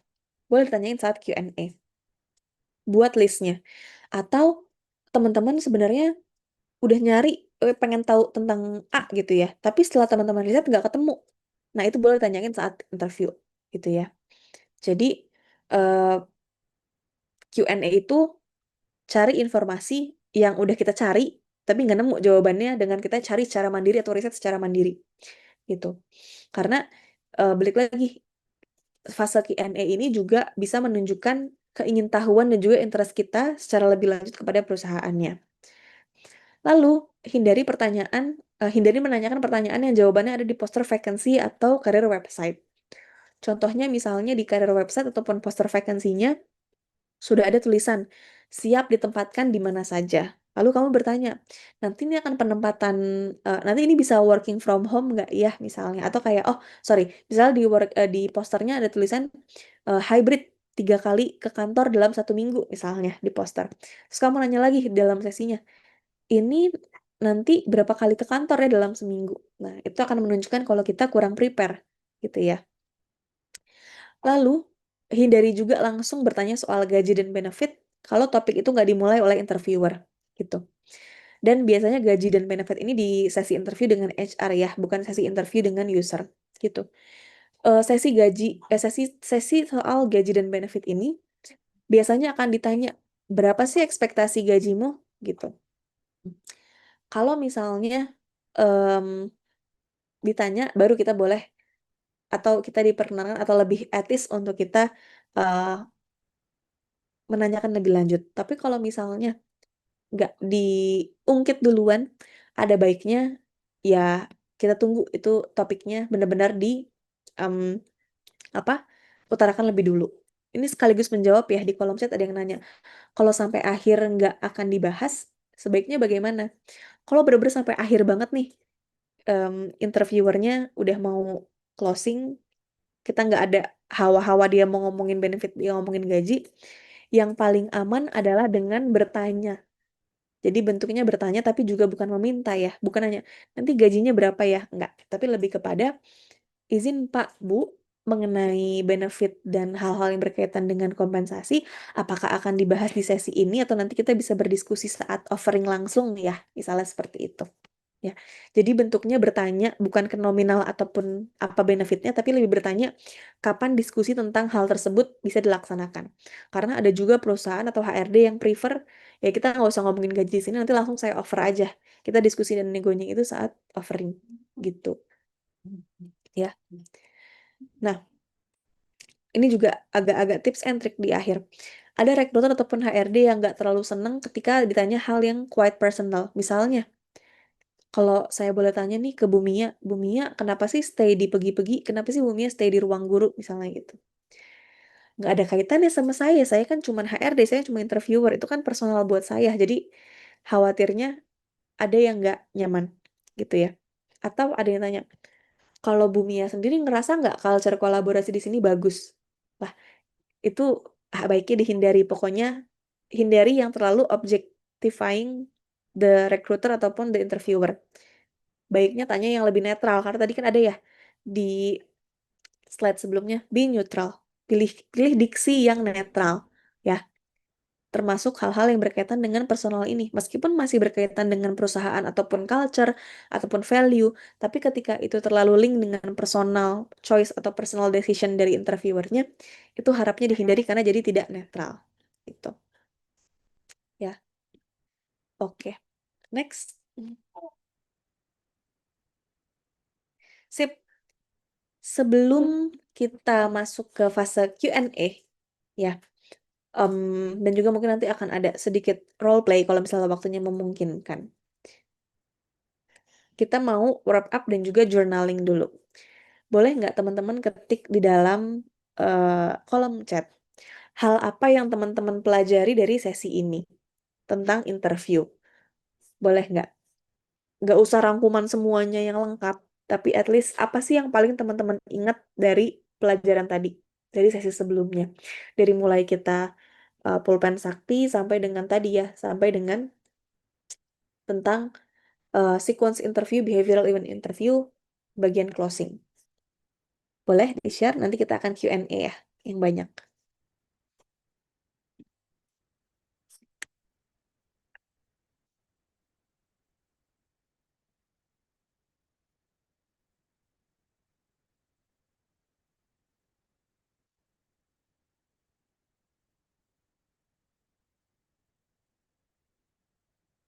Energi level disamakan dengan interviewer. Oke, Mas Chandra ya, Kak Chandra ya. Kalau Kak Angga star ya. eh task, action, result. Situation, konteks, task, tanggung jawab dan peran kita apa, action, langkah-langkah kita apa, resultnya apa, hasilnya. Kalau ditanya tentang kelemahan atau kegagalan, jangan lupa tambahin alternatif actionnya apa, alternatif resultnya apa. Alternatif action itu maksudnya adalah hal-hal yang akan kita lakukan jika itu kejadian lagi supaya hasilnya lebih bagus, resultnya hasil lebih bagus seperti apa yang akan terjadi kalau itu benar-benar kita lakukan, gitu ya. Energi level dari frekuensi ya, netral, eye contact, kalau nggak nyaman di mata boleh di dahi, tengah-tengah dahi ataupun alis. Benefit kompensasi, jadi jangan tanya secara langsung ya, tapi tunggu waktunya diungkit duluan, atau kalau sampai akhir nggak ditanya, tanya, tapi tanyanya bukan berapa gaji dan benefit, tapi lebih kepada diskusi soal gaji dan benefit, apakah akan dilakukan saat ini atau nanti langsung saat offering, gitu ya. Oke, interview tidak semenyeramkan itu asal kita paham diri kita. Betul banget. perusahaan dan punya persiapan yang matang karena ini adalah komunikasi dua arah. Kalau gugup atau grogi bisa jadi kita belum paham diri kita dan juga di perusahaan. Betul. Tapi nggak usah khawatir teman-teman. Gugup ataupun grogi itu hal yang normal dan juga wajar gitu ya. Caranya adalah dengan kita terus latih. Nggak ada, maksudnya ketika di compare nih misalnya sekarang aku sudah 9 tahun berkarir, kalau misalnya diingat-ingat dulu saat interview pertama dengan sekarang udah berapa tahun bekerja dan berkali-kali interview, ya pasti beda. Jadi practice is a must. Terus aja show up dalam interviewnya. Karena itu yang akan membuat kita berkurang juga rasa grogi ataupun nervousnya. Karena kan gugup atau grogi itu karena kita nggak familiar dengan situasinya, nggak familiar dan tadi betul belum terlalu paham diri, paham perusahaan. Jadinya eh itu faktor-faktornya ada gitu kan. Tapi ya namanya gugup grogi itu wajar. Caranya adalah tetap kita praktis dengan show up gitu. Ya. Dan juga tetap betul punya persiapan yang matang. Riset, riset, riset ya. Oke, nanti Q&A di belakang ya. Ini kita rangkum dulu. Harus percaya diri, netral, sopan. Nggak so akrab menahan diri, tidak so akrab dan menahan diri untuk pertanyaan sensitif. Betul ya. Oh, ini paling benar adalah opening dan start ya. Opening tadi ya, jangan terlalu pendek, jangan terlalu panjang. Tapi tadi ada kisi-kisinya di slide. Dari mulai nama, domisili, personal branding, rangkum kompetensi, rangkum aspirasi karir. Tata cara personal atau personal branding kita ke interviewer. Oke. Sesi pertanyaan nanti ya, boleh mungkin dibantu untuk rangkum. Jadi tahu tentang persiapannya harus seperti apa dan tahu juga cara menangani situasi gugup. Setelah interview harus memberikan feedback jujur, misalnya ucapan terima kasih atas datang dengan tepat waktu, online atau offline, berpersiapan dengan confidence. Betul ya, jadi sesi interview tidak berakhir saat interviewer dan interviewingnya tutup Zoom meeting atau tutup pintu ruangan interview. Tapi ada post, yaitu kita networking, dan juga kita kirim email thank you. Jadi tahu harus mempersiapkan diri sebelum interview dengan bertanya yang belum kita tahu. Oke. Metode yang tepat bagaimana cara berpikir dari sudut pandang interviewer. Mendapatkan gambaran yang lebih baik dalam menjawab pertanyaan. Oke. Pentingnya menyadari value diri dan memandang kesetaraan antara kandidat interview dan juga interviewer. Tetap santai, tenang, percaya diri, namun jangan over. Jangan lupa research tentang perusahaan dan juga perkenalan diri dengan tepat. Betul. Karena setara itu maksudnya bukan berarti akhirnya kita lupa bahwa kita juga perlu cari kerja. Enggak ya. Tapi lebih kepada kita tahu value diri kita gitu. Kita datang itu, kita bawa kompetensi, kita bawa skill, dan kita pengen jualan loh gitu. Saya tuh datang bukan mengemis, tapi saya punya value yang pengen saya tawarkan. Dan komunikasi itu dua arah. Selling, checking gitu ya. Idealnya perusahaan juga harus jualan kok sebenarnya. Karena kalau teman-teman dengar, zaman sekarang udah ada HR yang namanya employer branding. Mereka juga harus punya brand ke job seeker yang pengen mereka targetin. Kalau kita adalah target pasarnya mereka, target perusahaannya mereka, maka ya mereka juga harus jualan ke kita gitu. Dan ketemunya di sesi interview itu kita harus sama-sama komunikasi dua arah, saling tanya dan saling berjualan ibaratnya kayak gitu ya.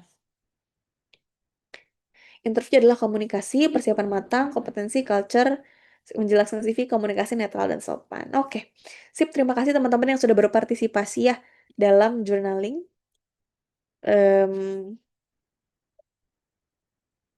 Berikutnya kita pengen coba nih untuk role play kali ya. Boleh di next, Kak?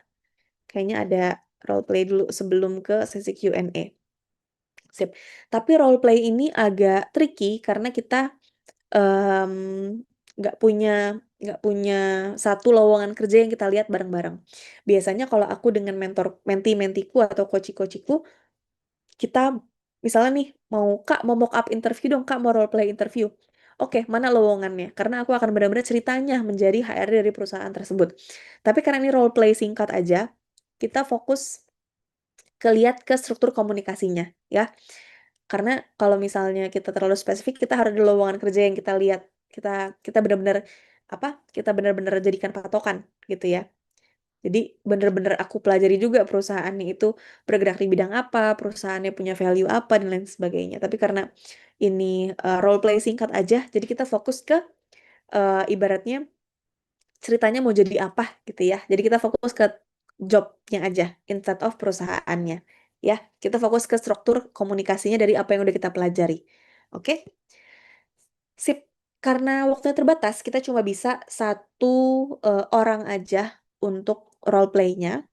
Apakah ada yang mau volunteer? Boleh raise hand, siapa cepat dia dapat nih.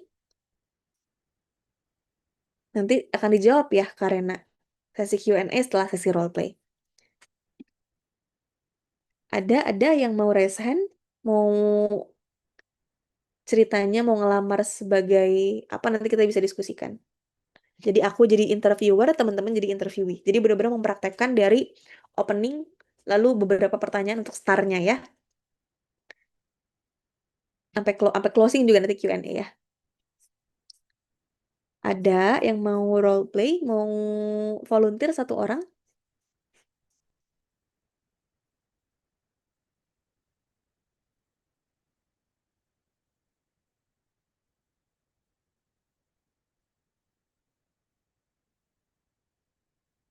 Ini kesempatan langka loh.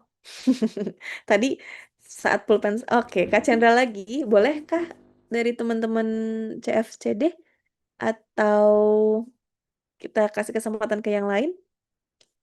Tapi belum ada juga sih yang raise hand yang lain. Gimana? Oh, ada nih. Sorry ya Kak Chandra tadi sudah sempat ini biar ada yang lain yang berpartisipasi ya.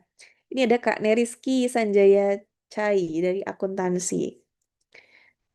Izin kita ke Kak Neriski ya, Kak Chandra ya. Aman, siap.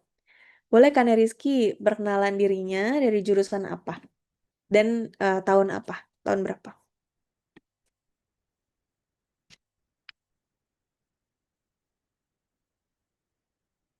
Masih mute kayaknya Kak Neriski. Boleh dibantu unmute ya? Oke. Oke, baik. Selamat siang menjelang sore semuanya. Saya dari Prodi Akuntansi tahun 2025. Nama saya Neriski Sanjaya Chai. Oke. Thank you Kak Neriski. Selamat. Nah, ceritanya Kak Neriski mau melamar sebagai apa? Staf akuntansi atau akuntan atau apa? Iya. Jadi ceritanya saya ingin melamar kerja menjadi staf accounting ya Kak. Oh, staf accounting. Oke. Ya. Siap kalau gitu. Perusahaannya kita samarkan aja lah ya. Kita fokus ke melamar sebagai staf accountingnya ya. Oke. Sip. Kita mulai ya, Kak Neriski. Ya, silakan. Oh, atau mungkin perusahaannya bisa Universitas Berasia aja kali ya. Jadi staff accounting di Universitas Berasia misalnya gitu ya. Jadi kan kurang lebihnya Kak Neriski ada gambaran. Saya juga intinya ini institusi pendidikan gitu ya, ibaratnya ya. Walaupun saya juga belum riset lebih dalam Universitas Berasia, tapi ibaratnya jadi kita enak nih, ada kok perusahaannya jadi staff accounting di Universitas Berasia ya. Kurang lebih seperti itu ya, Kak Rizky ya. Boleh Kak. Oke, di Unsia. Eh, Staff accounting di Unsia. Sip, kita mulai ya, Kak Rizky. 3, 2, 1. Halo, selamat sore. Selamat sore Ibu Mia. Sore, dengan Mbak Neriski. Atau bisa dipanggil siapa nih, Mbak Neriski? Iya. Ya, baik. Terima kasih. Saya boleh dipanggil dengan Kiki. Oh, oke Mbak Kiki. Salam kenal ya, Mbak Kiki. Saya Mia nih, HRD Unsia yang kontak Mbak Kiki melalui email dan juga WhatsApp beberapa hari lalu. Oke, terima Jadi, kasih. seperti yang Mbak Kiki tahu, kita akan proses interview untuk staff accounting di Unsia. Dan ya ini lowongannya kita sebar melalui job street ya. Sudah beberapa bulan tapi belum menemukan yang cocok. Jadi harapannya di sesi ini kami bisa kenalan lebih lanjut juga dengan Mbak Kiki. Gitu ya, Mbak. Ya, terima kasih atas kesempatannya Ibu Nia sudah menghubungi saya dan saya sangat senang atas kesempatan ini dan semoga berkenan ya atas Oke. lowongan ini. Iya, sama-sama Mbak Kiki. Terima kasih juga sudah datang on time ya. Sip. Dari Mbak Kiki, apakah preparationnya sudah siap atau masih ada yang mau disetting terlebih dahulu, misalnya internet ataupun backgroundnya aman?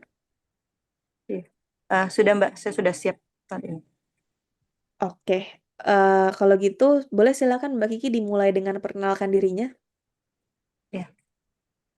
Baik, terima kasih. Sekali lagi saya berterima kasih atas kesempatan yang diberikan kepada saya, sehingga pada kesempatan kali ini saya diberikan kesempatan ya untuk mempunyai suatu kesempatan untuk mendapatkan kesempatan untuk dapat membuktikan diri saya mungkin untuk mendapatkan pekerjaan di Unsia ini. Sekali lagi nama saya adalah Nersi Sanjaya Chai. Saya tahun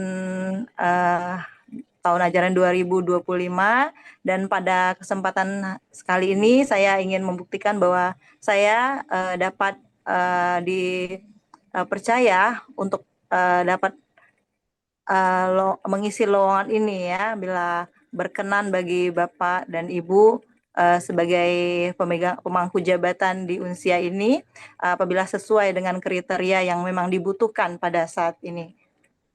Baik, terima kasih Ibu.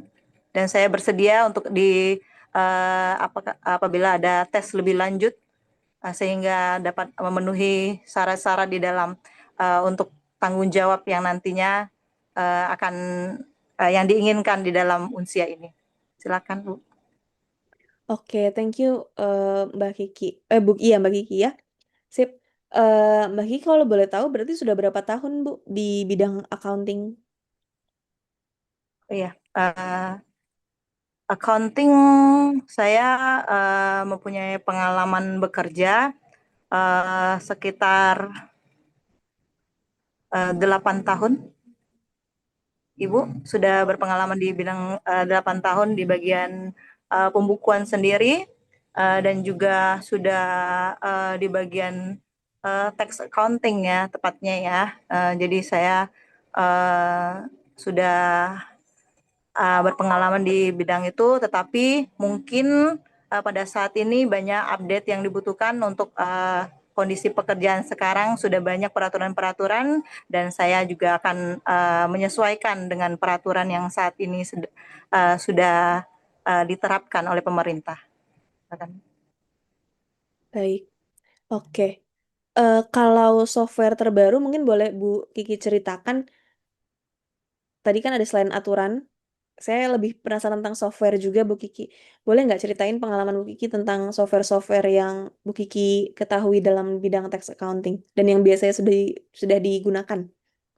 Oh iya, pada saat ini yang saya pelajari lanjut saat ini untuk perpajakan sendiri ya, untuk tax accounting kita menggunakan Cortex ya pada saat ini yang sudah dimulai dari tahun 2025, memang sedang penyesuaian, tetapi saya rasa ini adalah penyempurnaan dari program pemerintah dan itu juga dapat kita lakukan, dapat kita dapat digunakan dengan baik ya, dengan kita mungkin lebih mempelajarinya, juga kita dapat berkonsultasi dengan pihak kantor pajak agar semuanya dapat terlaksana dengan baik. Mungkin kita juga di dalam melakukan transaksi juga yang dibutuhkan ya, khususnya Unsia ini, supaya semuanya dapat terakomodir dengan baik, Bu. Bahkan di dalam bidang pendidikan ini juga sangat penting ya. Jadi tidak hanya di dalam dunia usaha, tetapi dalam dunia pendidikan kadang kita juga terkait sama dengan pihak-pihak yang kita membutuhkan jasa-jasanya dan juga untuk para karyawan yang ada di dalam Unsia sendiri. Baik, sekian Bu. Baik, oke. Bu Kiki boleh nggak? Tadi kan sempat di-share berkaitan dengan ya karyawan, orang-orang yang terlibat ya di Unsia. Kalau boleh tahu di 8 tahun pengalaman sebelumnya, bolehkah ceritakan di mana Bu Kiki berkolaborasi dengan tim lain dan tantangan terbesarnya apa sih Bu? Oh iya, oke. Baik, terima kasih atas pertanyaannya Ibu Mia.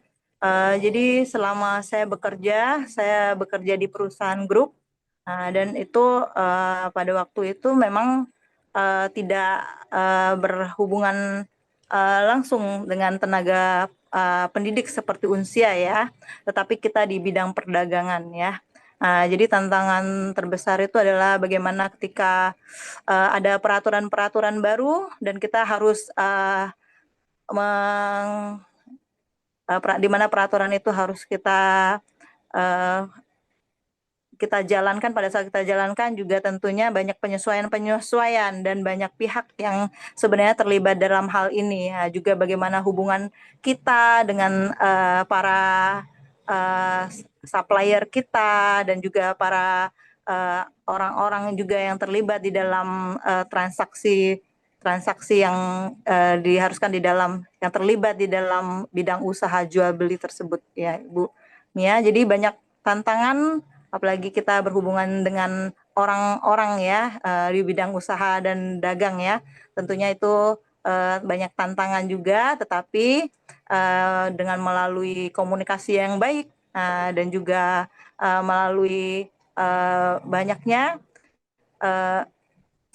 banyaknya juga interaksi dengan mereka, baik terlibat secara langsung maupun mungkin kita juga bertemu secara langsung ataupun by phone. Nah, itu akan memudahkan di mana kita adalah saling pengertian sehingga suasana dalam pekerjaan ini pun dapat berjalan dengan baik. Terima kasih. Baik, oke. Terima kasih Bu Kiki. Mungkin dari saya itu saja dari Bu Kiki. Apakah ada yang mau ditanyakan? Pada saat ini saya mau bertanya Ibu, apakah ada sesi lanjut dari wawancara ini atau bagaimana? Boleh? Ya, nanti kurang lebih maksimal 2 minggu dari sekarang akan ada sesi dengan user ya Bu ya. Oke, baik. Terima kasih Ibu Mia atas kesempatannya. Sekali lagi saya doakan Ibu Mia dan tim semuanya sehat-sehat selalu dan selalu bersuka cita. Terima kasih. Terima kasih. Mbak Kiki, ada lagi yang mau ditanyakan? Sekian Ibu Mia, saya tunggu kabar baiknya. Terima kasih. Oke, kalau gitu terima kasih juga Bu Kiki atas waktunya. Selamat siang. Siang. Oke. Izin ya Bu Kiki, Mbak Neriski ya. Kak Neriski, aku memberikan feedback Ya, sedikit terkait dengan sesinya. siap. Yang pertama adalah, ini karena sangat dadakan dan sangat on the spot, jadi sangat wajar kalau misalnya tadi kurang persiapan juga apa yang mau disampaikan dan lain sebagainya. Tapi yang pertama mau apresiasi juga keberaniannya dan juga kepercayaan dirian untuk mencoba. Tapi kalau misalnya yang masih bisa diimprove, yang pertama kita obrolin dulu dari segi em, preparation ya. Preparation karena ini ceritanya interview online. Selain preparation yang berkaitan dengan riset ke dalam diri, riset keluar diri, yang harus kita ingat juga adalah tentang preparation dari situasi kita. Ini ceritanya online gitu,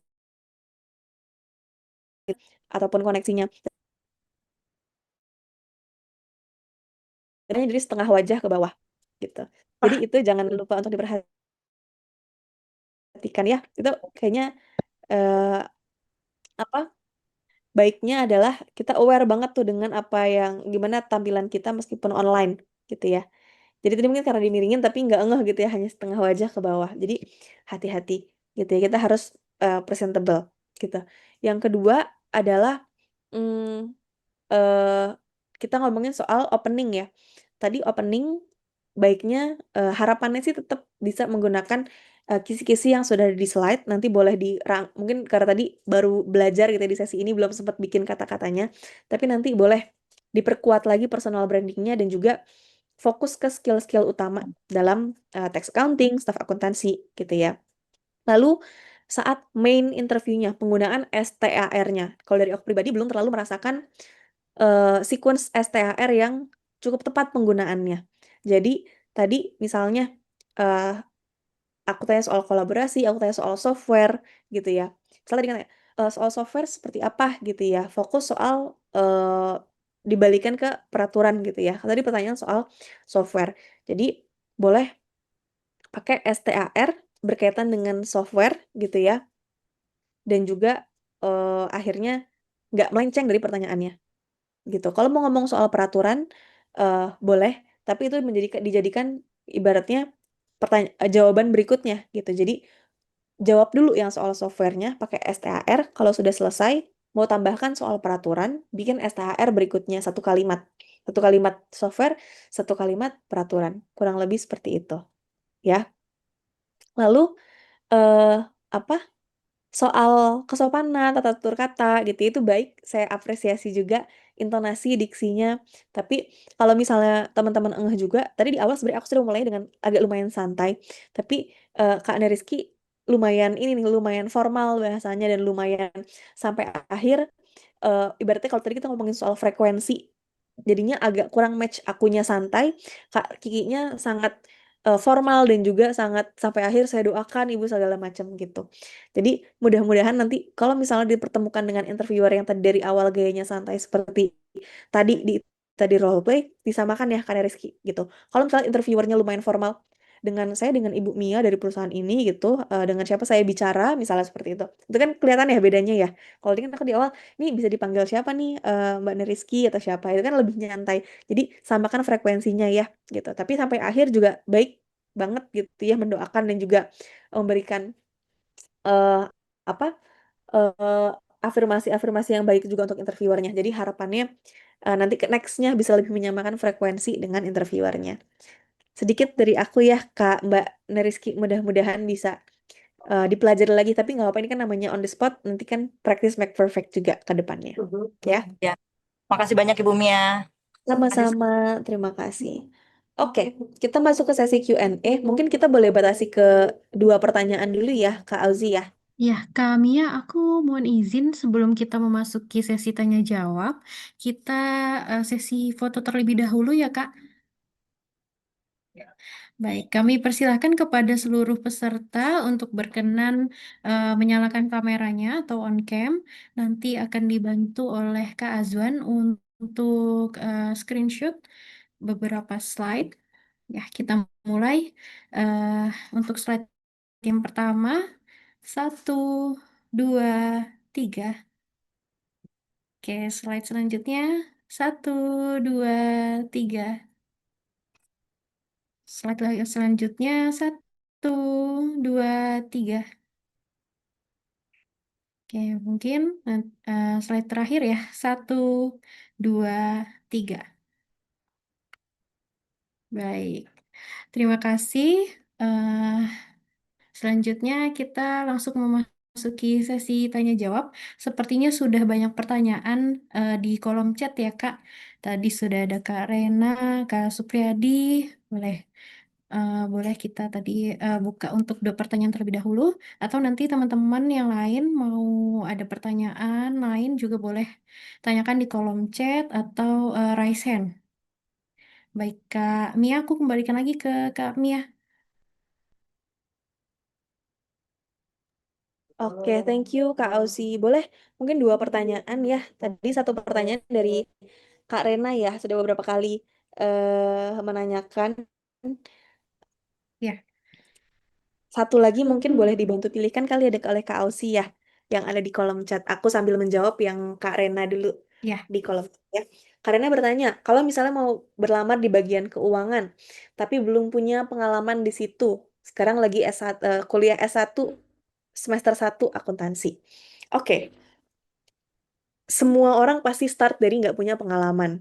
Ya, saya pribadi juga masih ingat kapan pertama kali saya melamar jadi karyawan baru atau pengalaman magang saya pertama kali ya adalah saat saya belum punya pengalaman kerja sebelumnya gitu kan ya. Nah, gimana caranya supaya kita tetap bisa outstanding?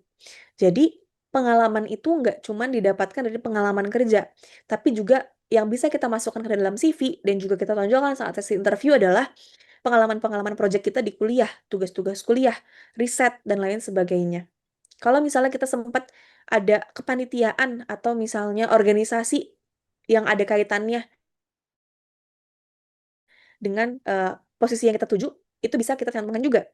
Dan ingat, kadang-kadang kan nggak mungkin ya, misalnya ya organisasi sih, tapi kan bukan jadi bagian keuangan gitu. Saya misalnya jadi bagian lain gitu. Kita harus ingat ada yang namanya transferable skills. Apa tuh maksudnya? Skill yang transferable atau bisa digunakan di lini pekerjaan apapun. Misalnya apa? Komunikasi, problem solving, analytical thinking. Nah, 3 contoh-contoh skill seperti itulah yang bisa kita jual atau yang bisa kita utamakan, kita tonjolkan dalam CV ataupun saat interview, gitu ya. Jadi jawabannya, kalau misalnya belum punya pengalaman, nggak apa-apa. fokus ke perbanyak pengalaman, fokus ke belajar, fokus ke perbanyak pengalaman. Yang dimasukkan ke dalam CV dan juga dimasukkan nanti saat saling interview adalah tadi tugas-tugas kuliah, project-project, ataupun ya tugas kuliah, project, ataupun organisasi, ya. Dan fokus ke transferable skills-nya. Gitu. Semoga menjawab ya, Karena. Apakah cukup menjawab, Kak? Jadi, jangan khawatir, fokus ke project ataupun tugas kuliah, organisasi, dan juga transferable skills-nya. Gitu. Dan pastikan juga kita melamar ke tempat yang sesuai ya dengan kualifikasi kita. Jadi maksudnya, ya kita kan masih S1 gitu, masih semester 1. Ya berarti kita cari lowongan yang juga mau menerima mahasiswa aktif atau ya lulusan SMA bagian keuangan gitu. Jadi eh, kita juga harus cek apakah kita masuk kualifikasinya dan tonjolkan tadi tugas kuliah, project, tugas kuliah ataupun project, organisasi, dan juga fokusnya di transferable skills. Kalau memang nggak ada yang sesuai dengan bagian keuangan. Lebih bagus lagi kalau misalnya organisasinya jadi bendahara, atau misalnya project-projectnya lebih mengarah ke bagian keuangan, itu malah lebih gampang. Ya, kalau misalnya nggak ada ya nggak apa-apa. Fokusnya ke transferable skills, analytical thinking, komunikasi, problem solving. Tuh, ya. Oke, Kak Ausi, berikutnya kita menjawab pertanyaan siapa? Pertanyaan dari Kak Elis, ini ada di kolom chat. Boleh tidak kalau kita menanyakan alasan kenapa tidak lolos kepada recruiter via WhatsApp? Oke, jawabannya sebenarnya tidak ada kitab khusus yang bilang bahwa itu tidak boleh. Tapi eh, sepengalaman saya pribadi ketika saya menjadi rekruter, sangat jarang akan dibalas. Ataupun bisa jadi juga rekruternya nggak punya jawaban yang benar-benar spesifik gitu. Karena kan biasanya rekruter bukan decision maker terakhir gitu ya. Decision maker terakhir kan kalau misalnya sudah sampai ke user, ya user. Tapi kadang-kadang kalau misalnya nggak lolos di tahap HR ya kan berarti decisionnya di HR-nya.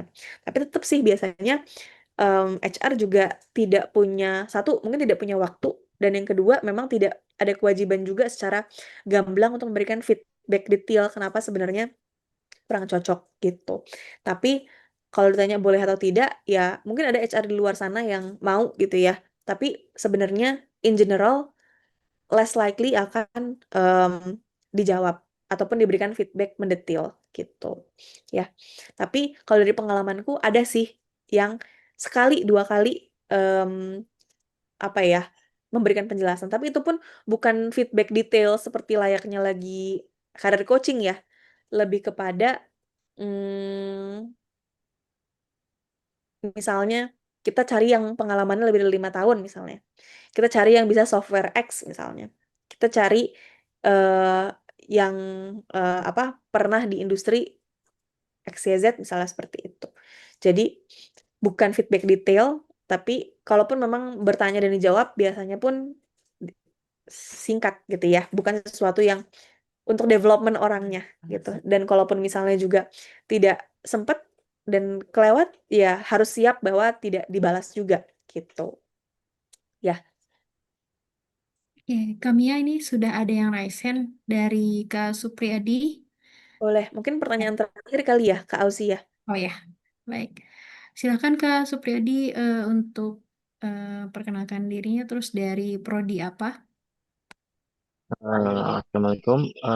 Perkenalkan, nama saya Supriyadi dari Prodi Manajemen. Mohon izin nggak?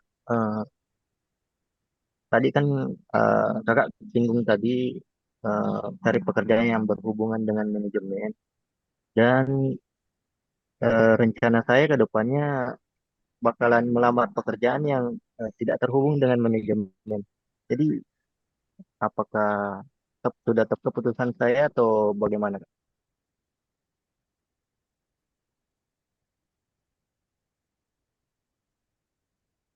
Oke.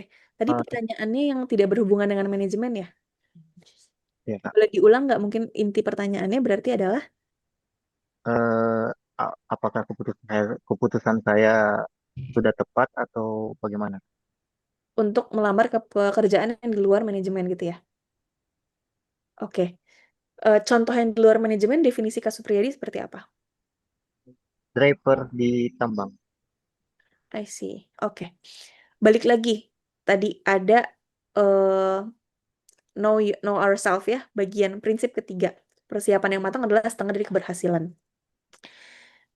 Kita harus tahu dulu sebenarnya apa yang membuat kita, apa sih sebenarnya yang kita cari gitu. Jadi, kalau ditanya apakah keputusan sudah tepat atau belum, tidak bisa dijawab dalam beberapa detik ke depan nih, karena kita baru ngobrol saat ini, gitu ya. Dan yang paling kenal Kak Supriyadi adalah Kak Supriyadi sendiri. Tapi kalau tadi nanti boleh baca-baca lagi slide-nya, tahu value dalam berkarirnya itu apa, tahu SWOT-nya, strength, weakness, opportunity, strengths-nya itu apa, dan juga aspirasinya ke depan seperti apa. Kalau misalnya memang dan kebutuhan sih sebenarnya ya. Pasti ada 1-2 alasan yang mengakibatkan Kak Supriyadi, aku jadi driver di tambang aja deh gitu. Yang itu nggak bisa kita bahas secara detail di sesi ini gitu ya. Karena itu bukan one on one, sangat-sangat dalam coaching gitu jatuhnya. Cuman kalau misalnya kakak sudah mempertimbangkan value dalam berkarir, strength, weakness, opportunity, strength-nya apa, aspirasi dalam berkarirnya itu apa, dan hal-hal lain ke depannya, ya keputusan ada di tangan kakak. Benar atau enggaknya, nggak ada yang benar, nggak ada yang enggak. Nggak ada yang benar, nggak ada yang salah. Yang paling tahu adalah Kak Supriyadi sendiri, kurang lebih seperti itu. Ya, kalaupun memang ternyata di luar jurusan pekerjaan tersebut di luar manajemen, tidak berkaitan sama sekali dengan kuliah gitu ya. Pastinya dari perkuliahan ada yang bisa kita ambil. Apa? Cara kita berpikir, cara kita berkomunikasi, networking kita dengan orang lain, lalu struktur berpikir kita akan berbeda. Dan bisa jadi nanti ilmu-ilmu di manajemen akan kepake juga saat kita eh, mengalahkan pekerjaan itu. Nggak secara langsung, tapi oh ternyata ada nih praktiknya yang teorinya ngomong A, tapi bisa kita praktekkan di lingkungan kerja ataupun environment yang baru. Gitu. Jadi saya selalu percaya apapun yang kita pelajari di kuliah pasti akan kepake. Hanya aja dengan caranya itu bisa jadi beda-beda. Kalau perkara bener atau enggak mau ngambil job tersebut, balik lagi ke know yourself, SWOT-nya gimana, value berkarirnya apa, aspirasi karir jangka panjangnya apa, rencananya itu apa, dan kebutuhan saat ini juga jangan lupa dipertimbangkan. Gitu. Ya, sama-sama. Kak Auzi, apakah mau kita buka, sudah cukup ya, atau mau, nanti kalau misalnya masih ada yang mau ditanyakan, boleh kontak aku lebih lanjut, boleh via email atau via Instagram ya, kalau memang benar-benar mengganjal dan butuh dijawab, akan aku coba tindak lanjuti, ya. Ya, oke, baik. Baik, terima kasih kepada seluruh peserta yang sudah aktif bertanya dan mohon maaf belum bisa terjawab satu persatu. Apabila ada pertanyaan lebih lanjut nanti bisa langsung kontak kami ya Kak. Ya, dan tentunya kepada Kak Mia, terima kasih juga sudah memberikan insight yang sangat bermanfaat. Oke, tidak terasa kita sudah berada di penghujung acara. Kami mengucapkan terima kasih sebesar-besarnya kepada narasumber kita hari ini, Kamia, atas ilmu dan pengalaman yang telah diberikan. Dan juga kami informasikan kepada seluruh peserta bahwa e-sertifikat dapat diperoleh setelah peserta mengisi link survei yang telah dibagikan di kolom chat oleh Kak Maria. Jadi mungkin dapat di copy paste terlebih dahulu linknya eh, untuk dapat diakses. Nah, eh, terima kasih juga kepada seluruh peserta yang hadir dan berpartisipasi dalam webinar Unsia Karir Lab Series Persiapan Kerja dan Perencanaan Jenjang Karir sesi kedua. Semoga materi hari ini dapat menjadi bekal yang bermanfaat untuk mempersiapkan karir dan meningkatkan kepercayaan diri dalam menghadapi dunia kerja. Serta mengingatkan kepada seluruh peserta bahwa masih ada 2 series Unsia Karir Lab yang akan dilaksanakan setiap hari Selasa, 2 minggu ke depan. Eh, jadi mohon dipantau terus informasinya dan jangan sampai kelewatan untuk menyaksikan series Unsia Karir Lab. Oke, baik, saya Auzi selaku pembawa acara. Mohon maaf apabila terdapat kekurangan selama memandu acara. Sampai jumpa di sesi Karir Lab berikutnya. Wassalamualaikum warahmatullahi wabarakatuh. Selamat siang dan salam sukses untuk kita semua. Terima kasih, Terima Kak. Terima kasih, kasih. Kak. Terima kasih Kak. Terima kasih Kak. Ya, Terima Linknya bisa di copy paste dulu ya teman-teman. Nanti bisa dicoba lagi karena kemungkinan situsnya lagi penuh karena diakses banyak orang. Baik. Baik Baik, terima Kak. kasih.